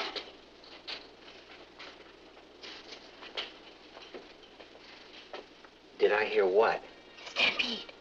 Stampede! It started, Bernardo.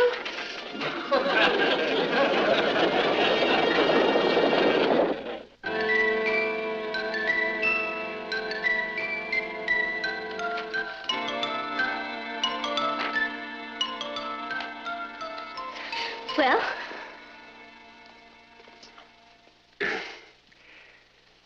Patty, you know that I love you very much, don't you? You hated it. No, I didn't hate it. There's some good things in it. You want my honest criticism?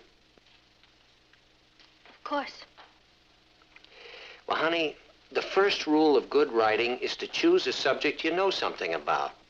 You mean it didn't seem authentic to you? Why? For one thing, you've never been a teenage nurse among the Pui Indians in the wilds of the Mato Grosso. Edgar Rice Burroughs wasn't brought by a gorilla in Africa. You create with your imagination. Besides, I researched it. Yeah, well, that's not the same. Didn't you like the war scenes? Yes, I did. They were real and vivid and authentic. Do you mean that? I certainly do. I felt the same way about them the first time I read them 20 years ago. They made Hemingway famous. Oh, it may have a Hemingway flavor, but Yeah, I know. You were just researching. Well, what about the character of Jenny? She didn't come from Hemingway. No, I felt she was more like Joan of Arc, only braver. You hated everything. No, I didn't. Now, there were some really fine things in there. The things that were all your own, you know? In fact, for instance, the comedy scene was just wonderful.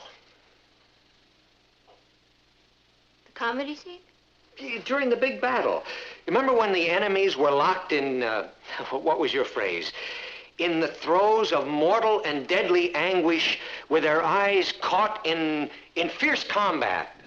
And then Jenny comes by with her first aid kit, and they take one look at her and stop fighting and start trying to date her. That wasn't a comedy scene. I see. No, Middleton, to show it to you. Oh, now, Patty, please, I'm sorry for taking up your valuable time. What happened? Oh, it was a disaster. Was the book that bad?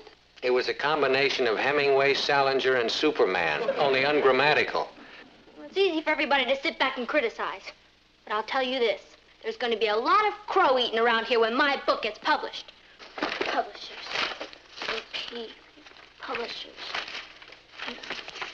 Publishers. Here we are. You're not going to send it to a publisher. What did you think I was going to do with it? Well, a lot of authors just put their first book away.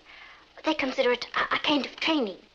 They don't put bestsellers away. This has everything. Love, war, poverty, death, cooking recipes. I mean, you never read a book before where they actually gave you a cooking recipe right in the middle of a chapter, did you? No? Do you know what the bestsellers are? Cookbooks. And I've thrown it in for nothing. 6 of Mama's best recipes. Just wait. I'll show all of you.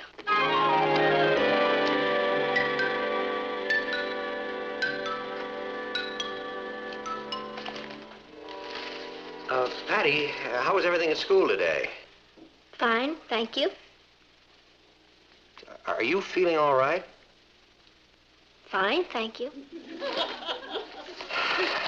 Now, look, Patty, I know how sensitive the artistic temperament is, but you've had this Iron Curtain up for a week now.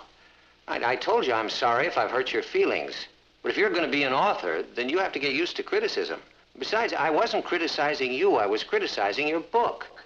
Of course. I understand. I'll get it.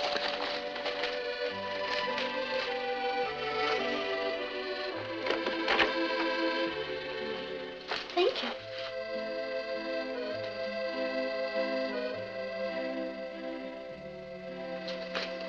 I know. Who was it, Kathy? Telegram for Patty Lane. For me?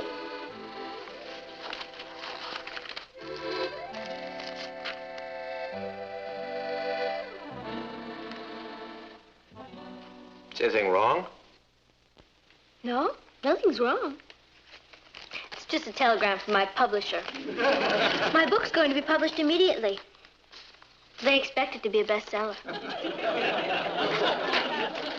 If you'll forgive me now, I think I'll retire to my garret. How did you get the idea for your book?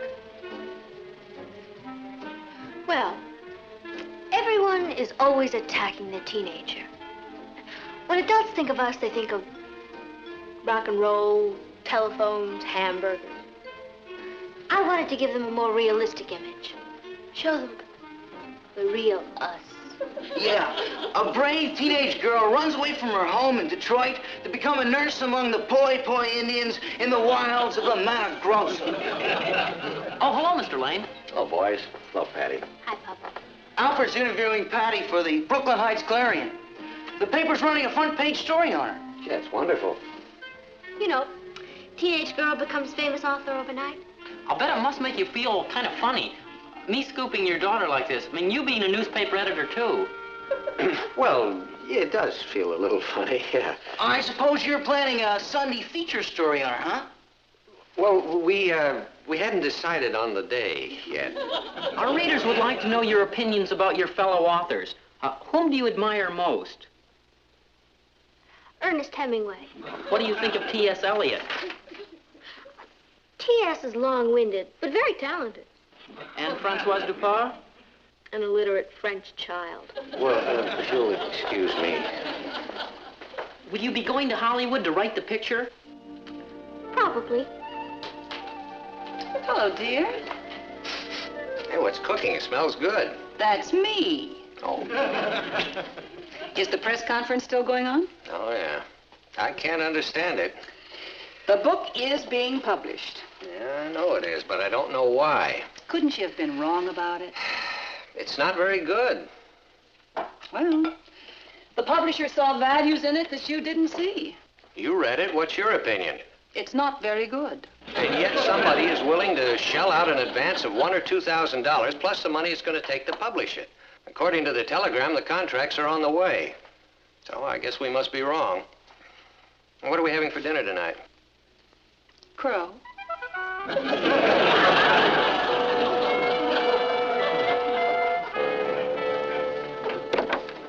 Good evening. My name is Blair of the Fire Publishing Company. I wanted to meet Miss Patricia Lane. Oh, well, how do you do, Mr. Blair? I'm Patricia's father. Well, it's an honor, sir, an honor and a privilege. I always say more attention should be paid to the parents of talented writers. Behind every talented writer is a mother, a father, shaping them, molding them. Genius, I always say, is no accident. No. Well, I'm sorry, but Patricia is out right now. Oh, well, my fault, sir. I should have telephoned first, but I just happened to be in the neighborhood, and I did want to meet Patricia and to drop the contracts off. Well, you brought the contracts with you? Oh, yes. All she has to do is sign them. Come in, won't you? Yeah. This is my niece, Kathy. This is Mr. Blair, Patricia's publisher. How do you do? Patty will be so sorry she missed you. Oh, that's all right. She'll be seeing a lot of me. That's a mighty talented young woman. We don't get many manuscripts like hers. I should think not. Well, I don't want to detain you, Mr. Lane. I would like to discuss the advance. Well, we can talk about that if you like. What did you have in mind? Well, our usual advance is $1,500. $1,500?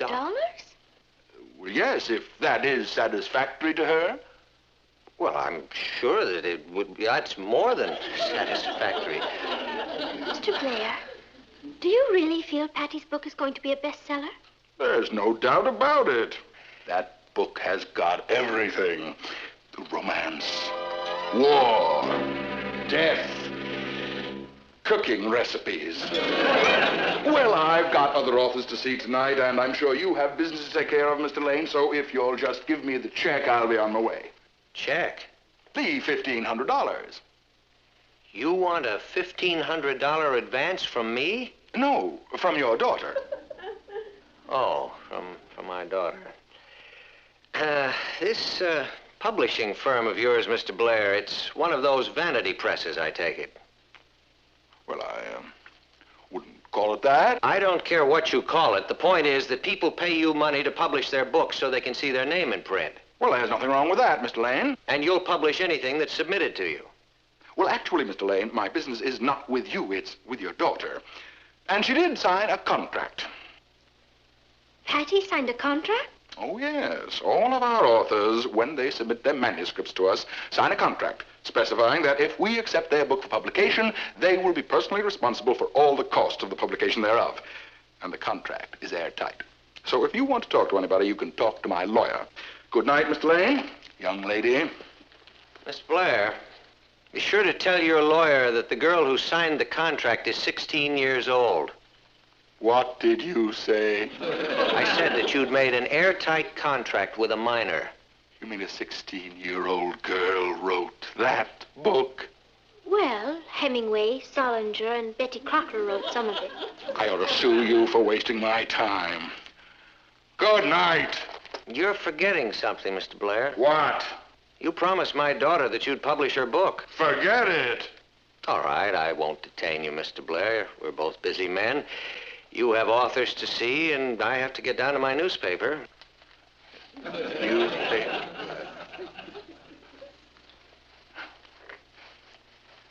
You wouldn't be, Martin Lane, would you? Yes? Not the managing editor of the New York Chronicle? Yes? Mr. Lane, the Vanity Press is a perfectly legitimate branch of the publishing business. We cater to people's dreams, people whose dream it is to see their novel in print. I'm aware of that. Yes, well, now I would not want to be unfair about this. Your daughter's book does have a certain naive charm to it. Well, I don't see any reason why we shouldn't publish it. At our expense, of course. I suggest a 10-copy press run. That way, Patricia will be satisfied, and she'll never have to know how big the edition was. Patty has a lot of friends. Well, all right, 25 copies. 50 copies. 100 copies. That's a nice round figure. Boy, Kathy, were you smart not to go? That movie wasn't released. It escaped. Patty, I want you to meet your publisher. This is Mr. Blair. Mr. Blair? Yeah, I can't tell you how excited I am. I've never been published before. How did you like the book? I sincerely feel that that book is one of the most unusual works we have ever handled. Francoise Dupont, je suis arrivé.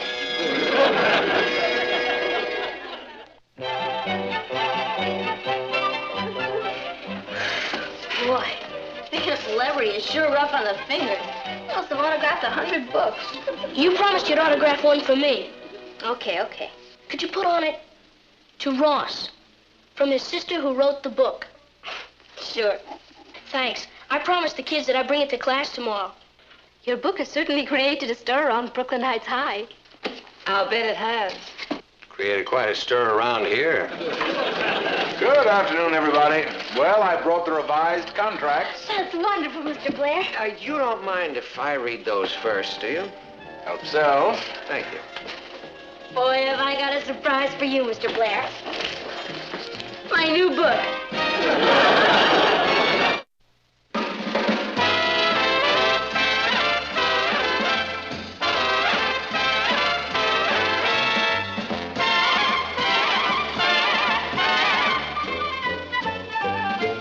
Here's Kathy, who's lived most everywhere, from Zanzibar to Berkeley Square. But Patty's only seen the sights a girl can see from Brooklyn Heights. What a crazy pair! But they're cousins, identical cousins, and you'll find they laugh alike, they walk alike, at times they even talk alike. You can lose your mind when cousins. I'll stay home and read a book. Let's write a book. Oh, what's so funny about that? Mom, can't I skip the patrol meeting tonight? I don't feel like going. I thought Boy Scouts were always supposed to be prepared. I am. I'm prepared to stay home.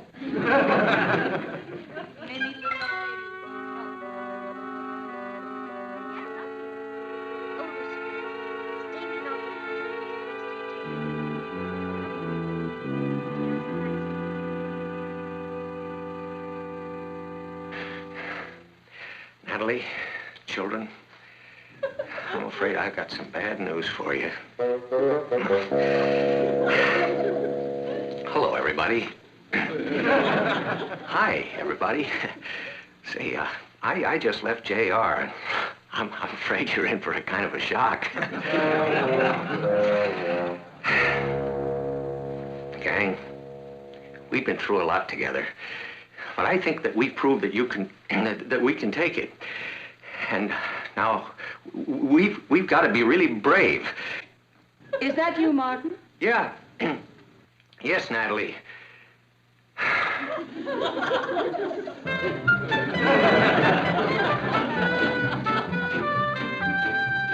Hello, darling. Richard, you...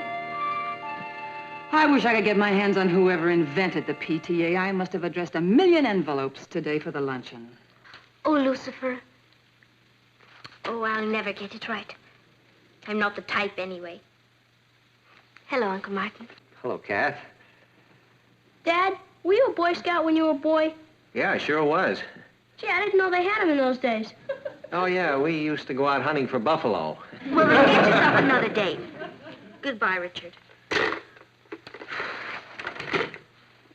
Hi, Papa. Hi, Pat. Problem with Richard? There's always a problem with Richard. You know, life can be a drag. For me, too. I don't know why I got involved in this play. Well, I'm sorry you're not all in a happier state of mind. I mean, I'm afraid I've got some very bad news for you. What's wrong? Well, I just left JR. I tried to talk him out of it, but you know how stubborn he can be. He said there's nobody can do it but me. Well, that's ridiculous. What's ridiculous? Oh, the whole thing. I mean, it's going to be hard enough on me, but it's going to be much harder on the rest of you. I told him that, but once he's got his mind made up, he just doesn't listen. Martin, what are you talking about? JR has put me in charge of our overseas bureau. It means we're going to have to live over there for a whole year. Over where? I didn't want to go, and I told him how hard it would be on the rest of you to drag yourselves away, but I just couldn't get through to him. Papa, over where? We're going to live in Paris. Paris? Yippee! I'll get a pen. I thought you'd all hate the idea. Oh, I hate it. It's the most exciting thing that's ever happened to this family. Oh, what do you know?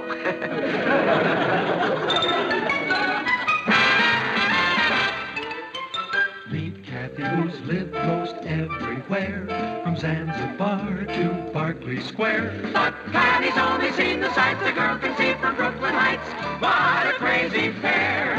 But they're cousins, identical cousins all the way. One pair of matching bookends, different as night and day. Where Kathy adores a minuet, the ballet russe, and crepe Suzette. Our Patty loves to rock and roll, a hot dog makes her lose control. What a wild duet, still they're cousins, identical walk alike, at times they even talk alike. You can lose your mind when cousins are two of a kind.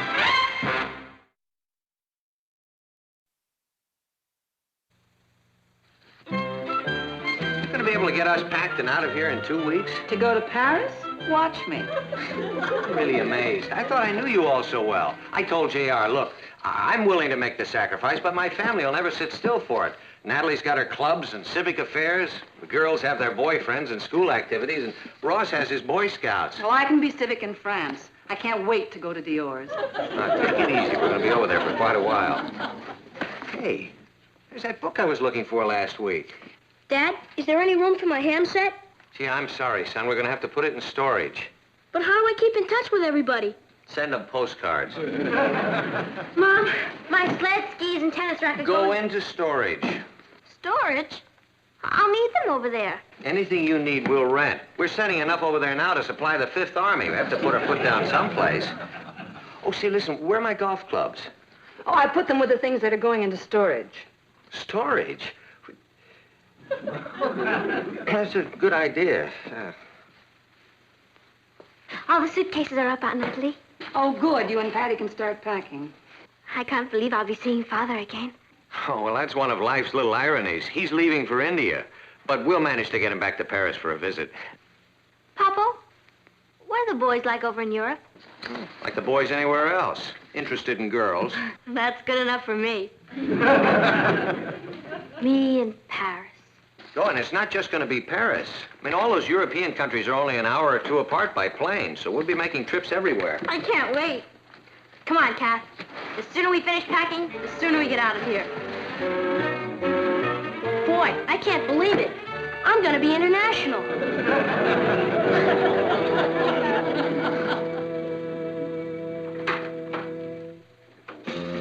Mrs. Lane? I'm Will Cameron with the Superior Real Estate Company. Mr. Lane said it'd be all right to show the house. Oh, yes, of course. This is Mrs. Atkinson, and this is the Atkinson astronaut. Brooks. How do you do? How do you do? Won't you come in? Brooks! Brooks, put that away! My, it's charming. Charming. How many bedrooms do you have? 3. The girls share a room. My son has his room, and my husband and I have our room. You mustn't touch that, Brooks. You're renting this unfurnished, aren't you? Yes. That's fine. I have some good pieces I'd like to put in here. This furniture is sweet, but definitely wrong for this room. Don't you think? I hadn't noticed. Where is the Hotel Splendid? Où est l'Hôtel Splendide? Où est l'Hôtel Splendide?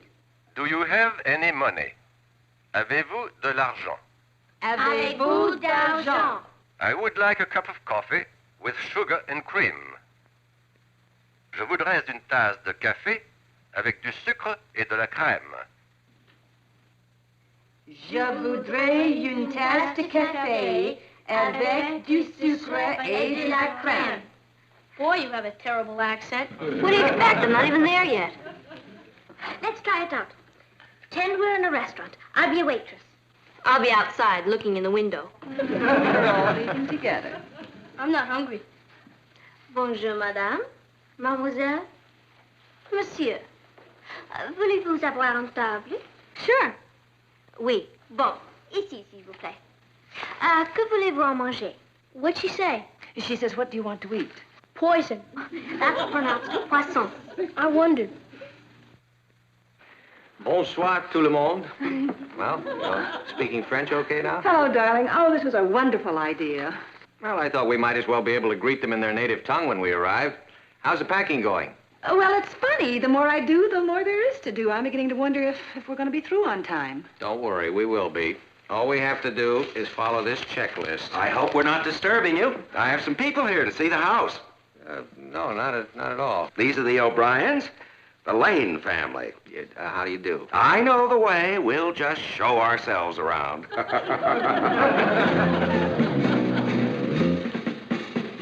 Fine.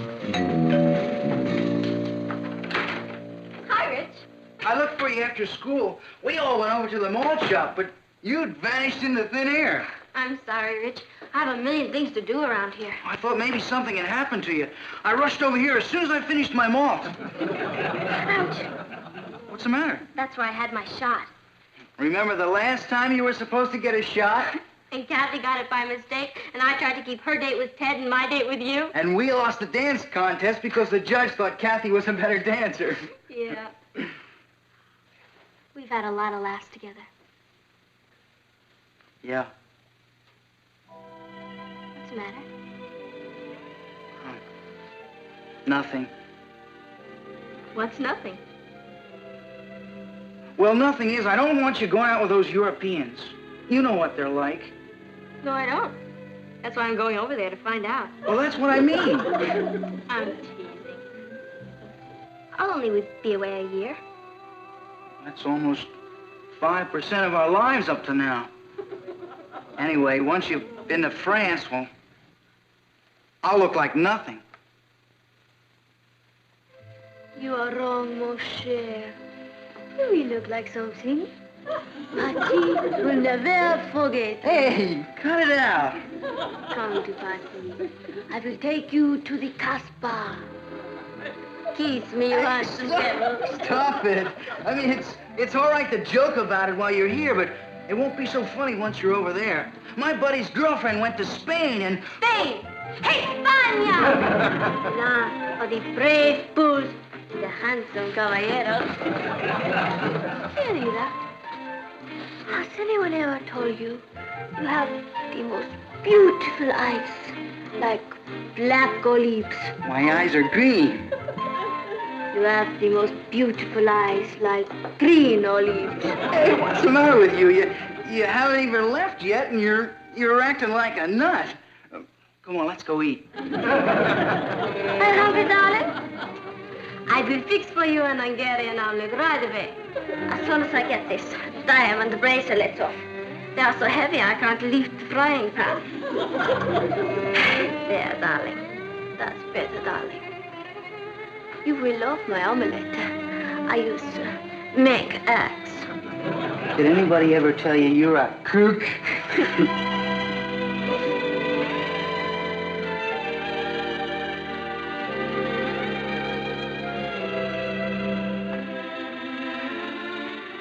Patty, Yes, Richard? you'll come back to me, won't you? Sure. I'll come back to you. I don't care what country you're in. Remember, you're my girl.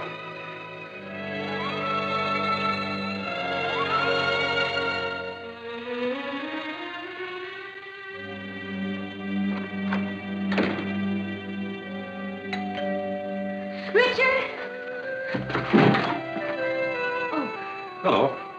I'm from the telephone company. There's a phone to be disconnected. I guess so. The upstairs phone? That's my phone. Not anymore. It's disconnected as of today. Disconnected? Took me 16 years to get that phone.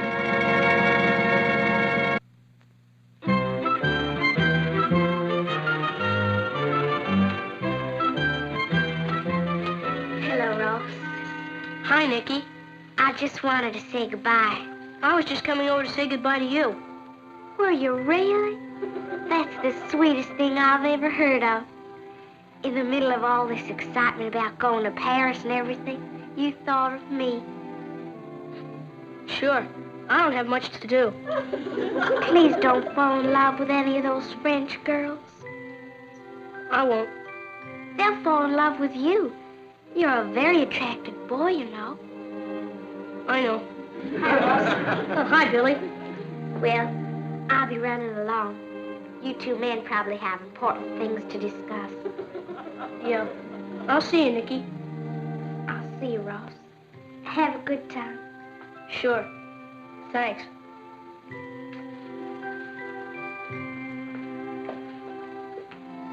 James. Yeah, James. When do you leave? Tomorrow night. The fellas in the Bear Patrol got together and chipped in to give you this. Oh, gee, thanks, Billy. It does everything but send out the Morse code. Oh, will you thank the guys for me? Sure. Will won't miss you. I'll miss the guys. I know I haven't been to all the meetings lately, but I'll make up for it when I get back. We're starting a junior life-saving course next week. Oh, boy! I'll be in Paris. Lucky you. Well, so long, Ross. So long, Billy.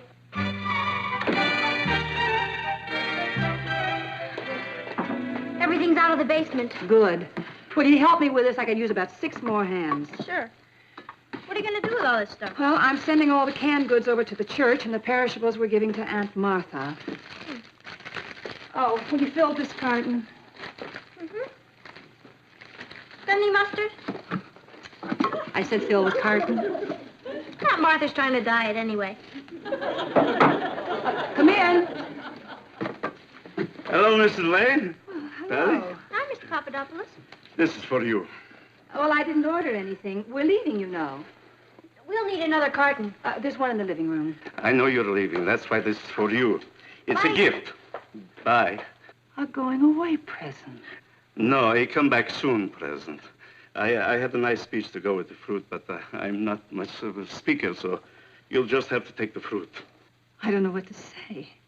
Well, probably nobody told you, but the whole neighborhood is pretty unhappy about your going. It's the same that nice people have to leave. We'll be back. Oh, sure. But meantime, who's going to take charge of the TPA lunches and the Ladies Auxiliary Club? My daughter goes to Patty's school. I know what you and Mr. Lane do for the school. My wife's in the Ladies Auxiliary Club. She talks a lot about you. You see, we're not just losing a customer. We're losing a friend. I'm going to cry in a minute. Don't cry on the fruit. It'll spoil it. Goodbye, Miss Lane. Goodbye, Mr. Papadopoulos, and thank you. Hello. Oh. This is the kitchen.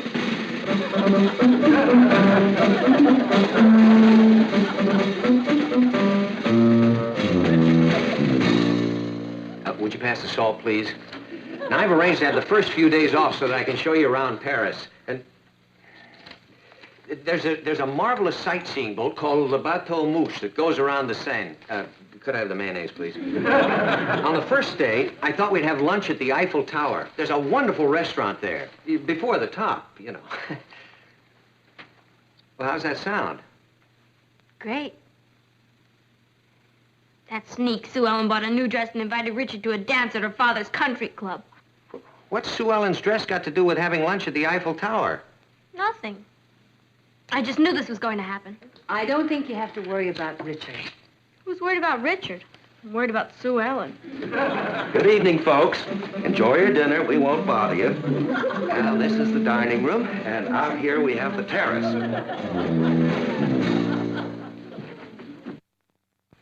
I wonder if he'd like some mustard. You were in a hurry to rent the house. Say, there's nothing wrong, is there? Of course not. What could be wrong? I don't know. Anybody seen the knife Billy gave me? Yes, that makes 8 times. Martin, I wish you could have seen Mr. Papadopoulos. He's such a nice man. But you don't find him like that in Europe. Natalie, he came from Europe. I don't care if he did. That's for me. Excuse me.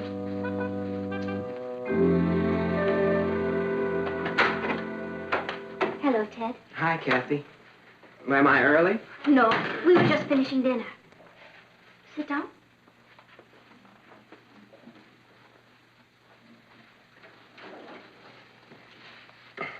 Tomorrow's the big day, huh? Yes. This will be our last night in the house. Kathy, do you have to go? What? I mean, well, this is such a bad time and everything, with the play coming on. Oh, well, you can get someone else for my part. Well, I don't want to. The only reason I agreed to direct this play was because you were going to be in it. The only reason I agreed to be in it was because you were going to direct it. Well, what if you didn't go? Well, couldn't you stay with relatives? I am staying with relatives. Oh, I forgot. See, you know, there's a plane that flies from France to England, and it carries your car and everything. You just land at a little English airport and drive right off to London. Sue Ellen's dresses are strapless. Try some more fruit. It's delicious. Anybody seen the knife Billy gave me? That makes 9 times. Well, Kathy, I was thinking that on our first free weekend, we could all drive up to Stratford. Maybe we could even go punting on the Thames. You know, in England, they don't punt with a football, they punt with boats. She could have at least waited till I was out of the country. My body's not even cold yet. See, isn't anybody even interested in what we're going to be doing over there? Of course, darling. Try a pear. Mr. Papadopoulos says it's... I don't want to hear any more about Mr. Papadopoulos or Richard or that dress or the knife or any... Congratulations, folks. You just rented your house to the McGurskys.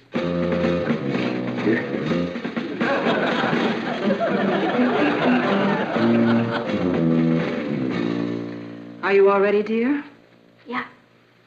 Father should be here any minute. He wants to allow plenty of time to get to the airport. Where are Kathy and Ross? They're coming. You know something, Mom? I don't like the idea of a bunch of strangers living here. I don't like the idea. I'm ready, Aunt Natalie. Has Ted called? The phone's disconnected. I forgot. Ted said I was the only one who could really play that part. They'd better find someone else because in less than 2 hours, we're going to be on our way to Paris. You ready? No. You won't hate me if I tell you something, will you?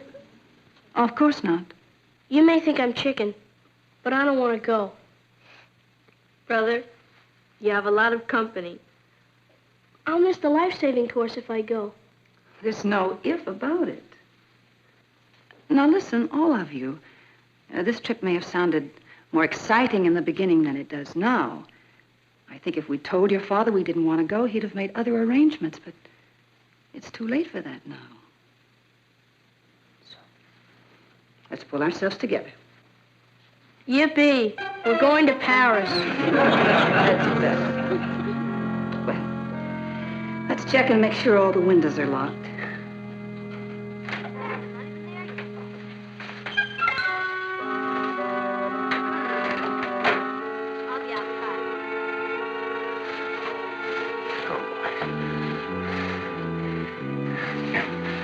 Natalie, children, I've got some bad news for you. Hello. Hello, everybody. Say, guess what happened? I just left JR, and, well, I'm afraid you're in for a kind of a shock. Oh, boy. Is that you, Martin? We're all ready, aren't we, children? Yeah. Can't wait to get on the plane. Neither can I. Let's hurry. Yeah. Well, I don't know how to tell you this. Is anything wrong? I'm afraid there is. I just left JR, and well, I tried to argue with him, but you know how he is once he gets his mind made up. Oh, boy, I hate to do this to you. Do what, Martin? Well, JR is absolutely panicky about the idea of my going away. Papa, what are you trying to say? All I can do is ask you to forgive me. We're not going to Paris.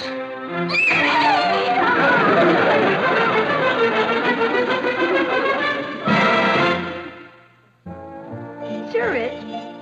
I love Amy's party. Why don't you pick me up at about 8 o'clock? Oh, Lucifer, the sweetness of dawn is in your lips. The waning moon is in your eyes. I was born for this part. Where are you, darling? Hey, I gotta go. Where are you rushing off to? The scout meeting. I don't want to be late. I'm the new patrol leader. Hello, family. Hello, darling. Hi, Dad. Hello, Uncle Martin. More envelopes? For next week's luncheon. Isn't it lovely? It's hard to explain, but suddenly all of us appreciate everything more. Well, I gotta go now, Richard. Papa's home. Right. Bye. Papa, you're the greatest. Isn't it marvelous? Suddenly I'm a hero. And you know what I did? I didn't take my family to Europe.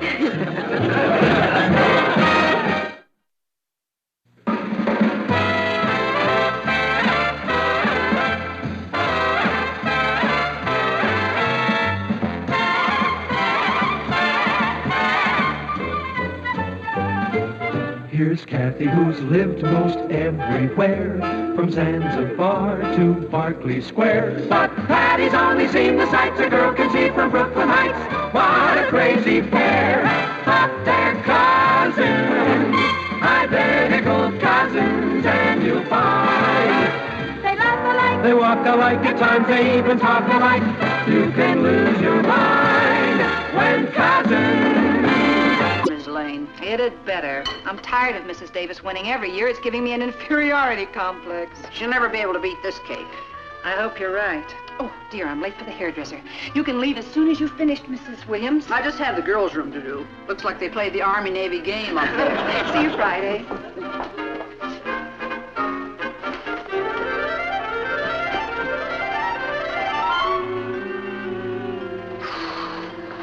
Boy, that new math teacher is a real wuzza-wuzza.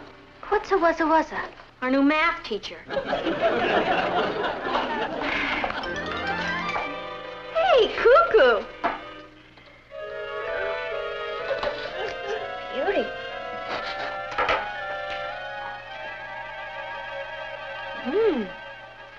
It's the best cake Mom ever baked. Perhaps she wants to save it for dinner. There's plenty. Here, live a little.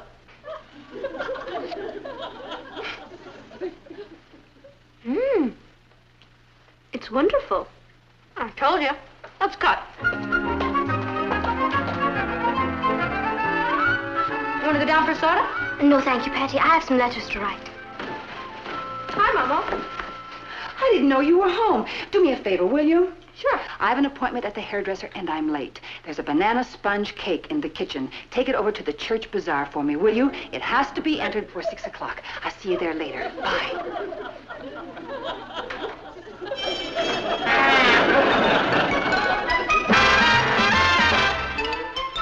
Meet Kathy, who's lived most everywhere, from Zanzibar to Berkeley Square. But Patty's only seen the sights a girl can see from Brooklyn Heights. What a crazy pair! But they're cousins, identical cousins all the way. One pair of matching bouquets, different as night and day. Where Kathy adores a minuet, the ballet russe, and crepe Suzette. Our Patty loves to rock and roll, a hot dog makes her lose control. What a wild duet, still they're cousins, identical cousins, and you find they laugh alike, they walk alike, at times they even talk alike. You can lose your mind when cousins are two of a kind.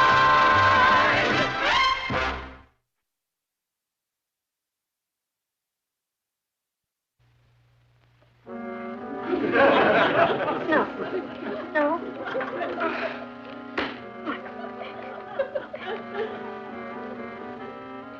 What do you think you're doing? In my state of shock, do I know?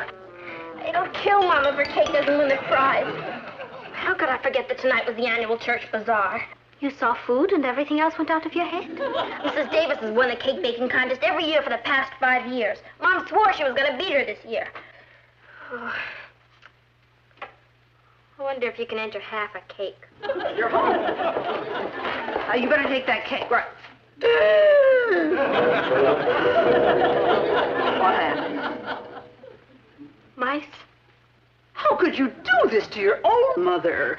I thought it was just a cake. I didn't know it was the cake. She's been waiting all year for that contest. That's her favorite recipe. Would you happen to know the recipe? Well, I watched her make it, but... Mrs. Williams, how would you like to bake a cake? Oh, no. That wouldn't be honest. Oh, why not? It'd be baked in the Lane oven. I couldn't do it. Please, Mrs. Williams, you know how much this means to my mother. I shouldn't do it. But you will? Oh.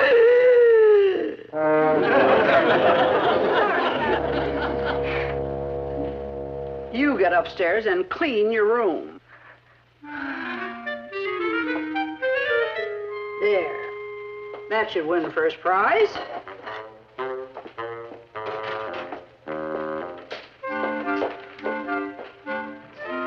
I'm leaving now. Good luck.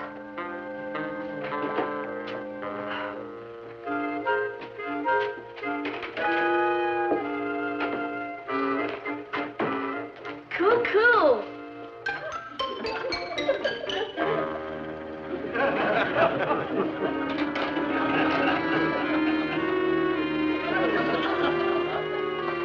Piece of cake? Don't touch that. Why not? It's great. We're slashed. What are you complaining about? We're loaded with cake. Do you know what you just did, you coolie? You ruined your mother. What are you talking about? You just ate Mom's entry in the church bazaar. Patty. All right, one of her entries. Gee, I'm sorry. How was I supposed to know? Oh, it takes a pretty stupid person not to know an ordinary cake from a prize cake. Now what do we do? Perhaps we could get Mrs. Williams to come back to scratch it. She works a one-day week. What time is it? 4 o'clock. Okay, we have 2 hours. For what? To bake a cake. I've never baked a cake. Neither have I. That's where we have the big advantage. Originality. What can we lose? The contest. Is there a notebook around here? Right in front of you. There you go. There must be dozens of cakes. Look under prize winners. Orange raisin cake. Fruit cake. How about a fruit cake?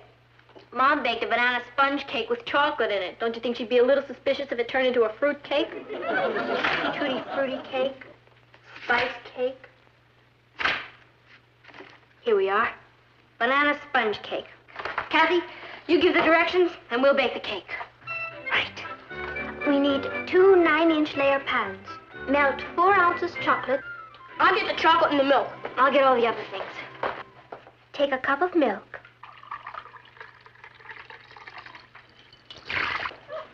A cup of flour. A teaspoon of salt. Separate eggs. Okay. You're a giant.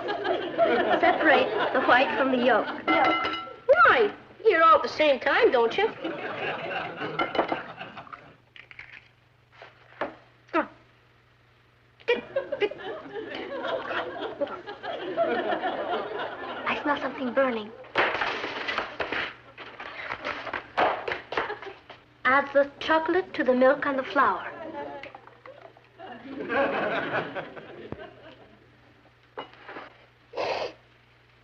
Smells pretty good. I think it's beginning to be a cake. 2 cups of sugar. 2 cups of sugar. What's a tisp of vanilla?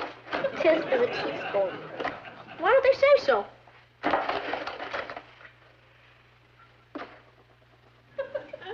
4 egg whites. Whites are already in.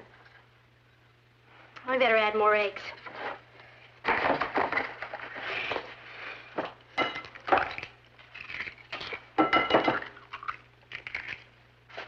Beat until fluffy, but not dry.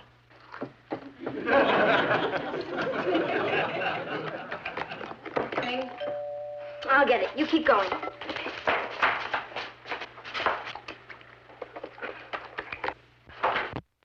Hi, Mrs. Davis. Hello, Patty. Is your mother at home? No, she's at the hairdresser. Really? Well, I thought she'd be baking her cake for the bazaar. She already baked it. Well, I just dropped by to show her mine and to take a peek at hers. I don't think she'd want anybody to see her cake right now. Oh, is she entering something special this year? Yeah. It's kind of a dark horse. Oh, I'm afraid mine is just the usual. Well, I wish her luck. I know how much winning means to her. She seems so disappointed that I win every year, poor dear. We even made a little bet on it this year. A bet? Yes. If my cake wins, your mother and father take us to dinner in the theater. And if your mother's cake wins, we take them to dinner in the theater. Well, you'll tell her I dropped by to wish her luck, won't you? I will. Yeah. Well, I'll see you at the bazaar.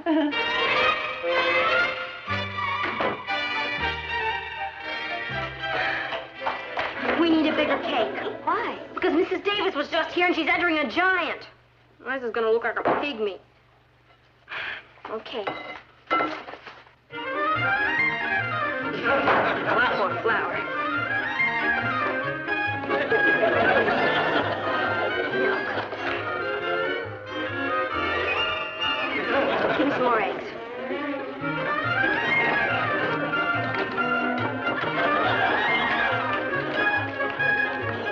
I think we've got all the ingredients in. And then some. Maybe a few raisins would make it taste better. What do you think? I don't think anything could hurt that.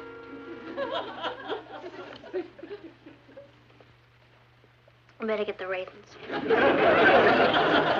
Chocolate chips are always good. What about a few nuts? Sure, let's live a little.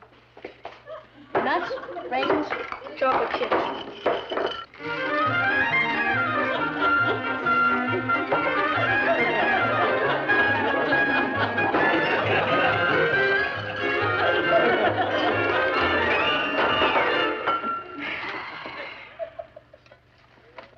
I forgot the banana.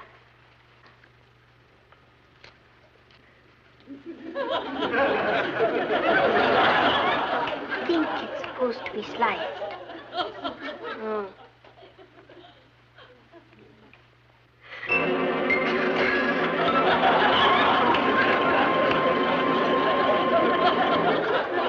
They'll never know the difference. I guess we put it in the oven. You didn't mix it. Oh, yeah.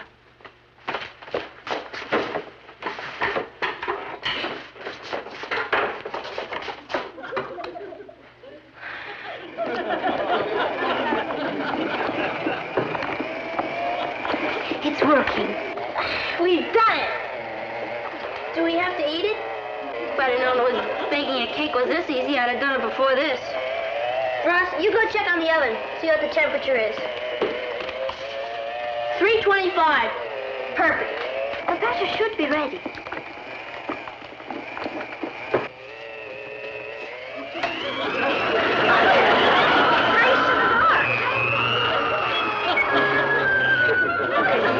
Our cake just went into orbit.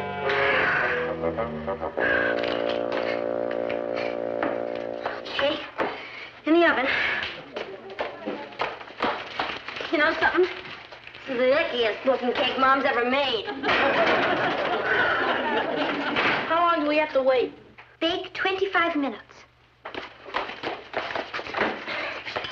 Tell you what, while it's baking, why don't we run and get dressed so we can rush right over to the bazaar? Right. We wouldn't want to keep them waiting for this. Let's cut. I'll get it. Hi, Richie.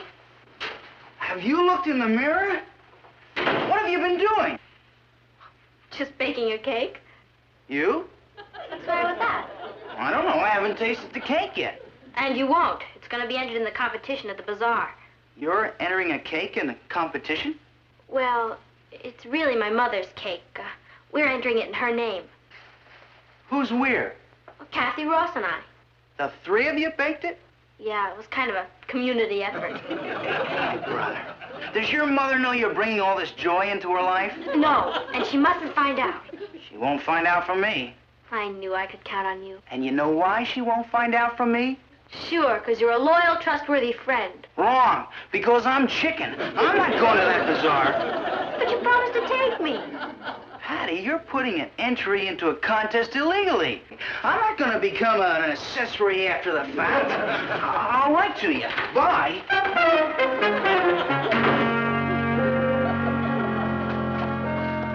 Who was it? Nobody. Men. Richard? Yeah, The Cowardly Lion. Isn't he taking you to the bazaar? No.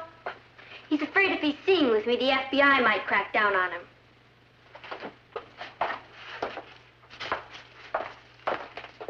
You think he's right? About the FBI? No, about what we're doing.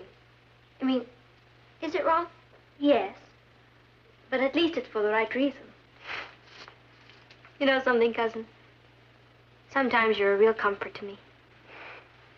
It's mutual. Let's get rolling. I want to see what that cake looks like.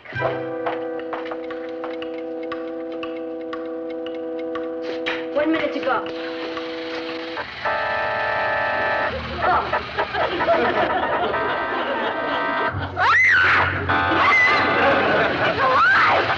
It is! Hey, do something!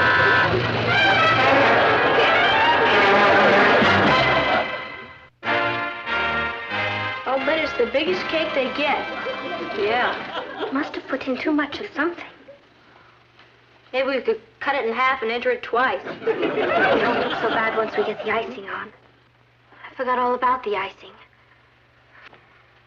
All right. Ross, you better get some aprons. Icings. How does this sound? Boiled white icing with cocoa. Terrible. It's gonna taste great. 4 tablespoons cocoa, 2 cups sugar, 1 cup water. Ross, you get the cocoa and the water.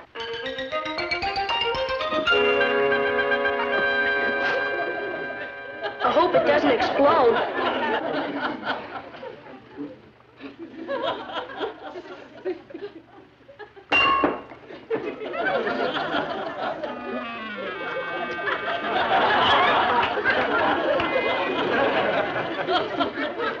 They have a booby price. Let's cut it in half.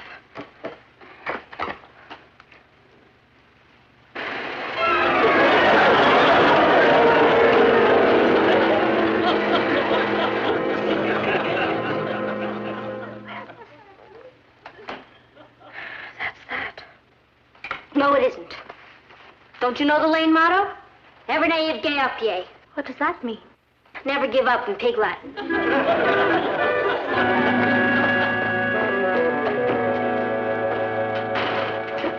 I need a banana sponge cake in a hurry. Oh, what kind of banana sponge cake would you like? Do you have anything good enough to win a prize? Oh, well, all of our cakes are good enough to win prizes. How big did you want it? Oh, bigger than Mrs. Davis's. What? Oh, how about this big? Mm. Oh, that's beautiful. That's $4.75. Oh, don't put it in that. I brought my own box.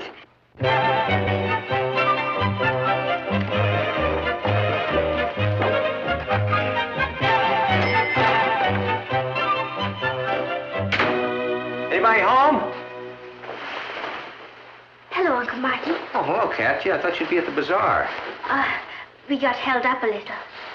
Well, where's your Aunt Natalie? She's at the hairdresser. And Patty? I have no idea where Patty is. She raced out and said she'd see me at the bazaar. Well, I'm hungry. Let's go see what's in the kitchen. No. I'm not hungry? I mean, why don't I fix you something? Well, that's nice of you, Kath, but all I want is some milk and cookies. Oh, I get it. No, don't bother. It's no bother. Really, it isn't, Uncle Martin. Kathy, are you feeling all right? Yes, fine. Take the Army engineers to clean up this. Uh-oh. Uh-oh, yourself.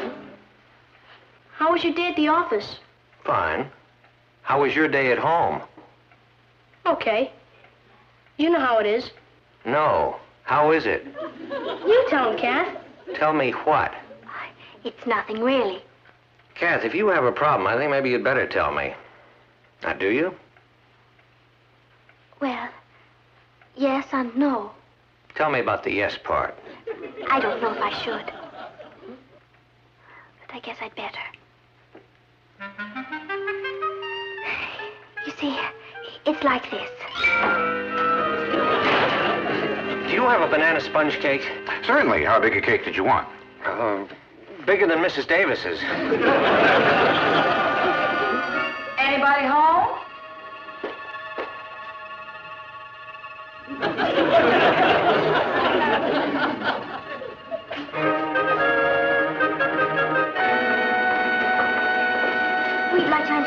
contest?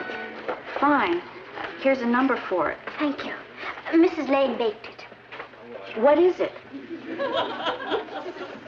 It's a cake. Oh.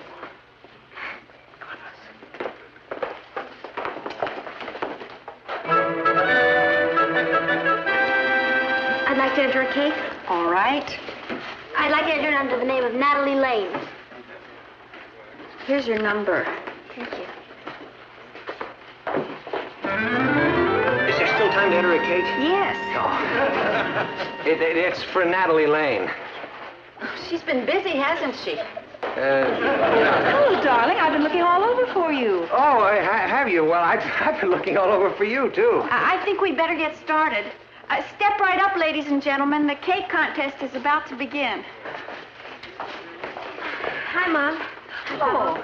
Patty, did you get my cake here all right?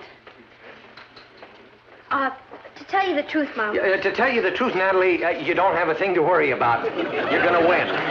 Patty! Patty! Richard, you came. Yeah, I decided you might need me. You're all heart. Have they caught up with you yet? Of course, now. Everything's going fine. We haven't a thing to worry about. Come on. Hello, Martin. Natalie, have you decided where you're taking us to eat tomorrow night? Why don't we wait until the judge picks the winner, Mrs. Davis? Oh, we're very fortunate this year in the selection of our judge. A really great expert has agreed to serve, Mr. Hubert Brown.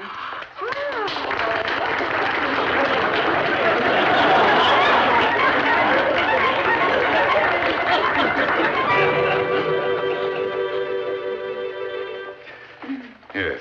Shall we begin? Mom, let's get out of here.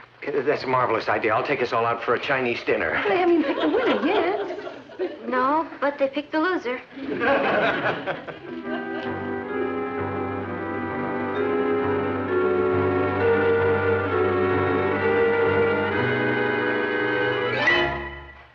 Interesting. A little lumpy. Better luck next time.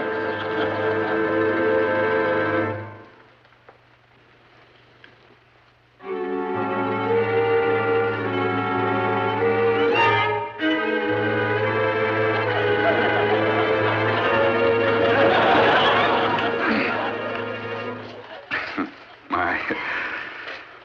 Oh, here's a pretty one.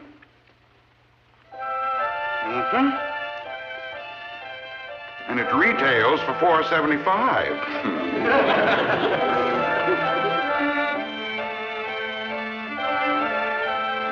6 1/4. Our special of the week. Oh, look at these masterpieces. One of those is mine.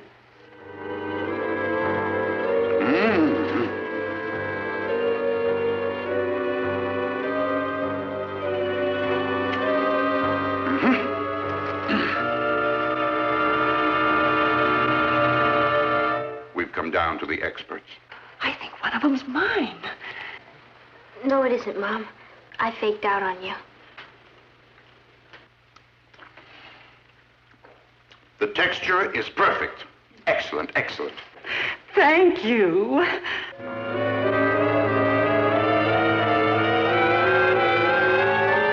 The texture is perfect, and the flavor is marvelous. This is the winner. Who has number 8? I do. Where did you buy it? I baked it. When I got home, I found my kitchen was a disaster area, and then Mr. Brown was nice enough to call and tell me about the unusual run on banana sponge cake. Oh, speech! Speech!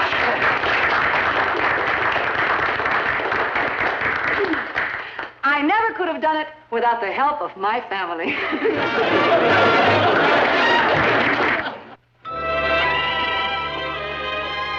Is that a beauty?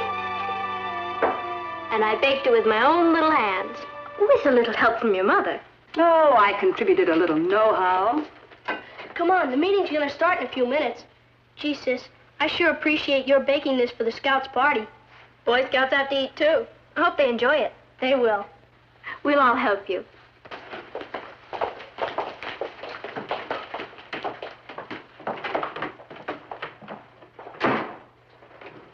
Where is everybody?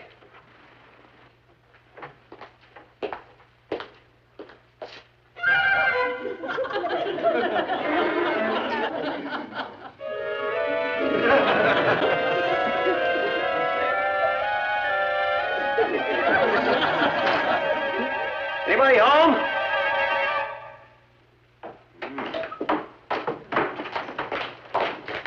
Oh, no!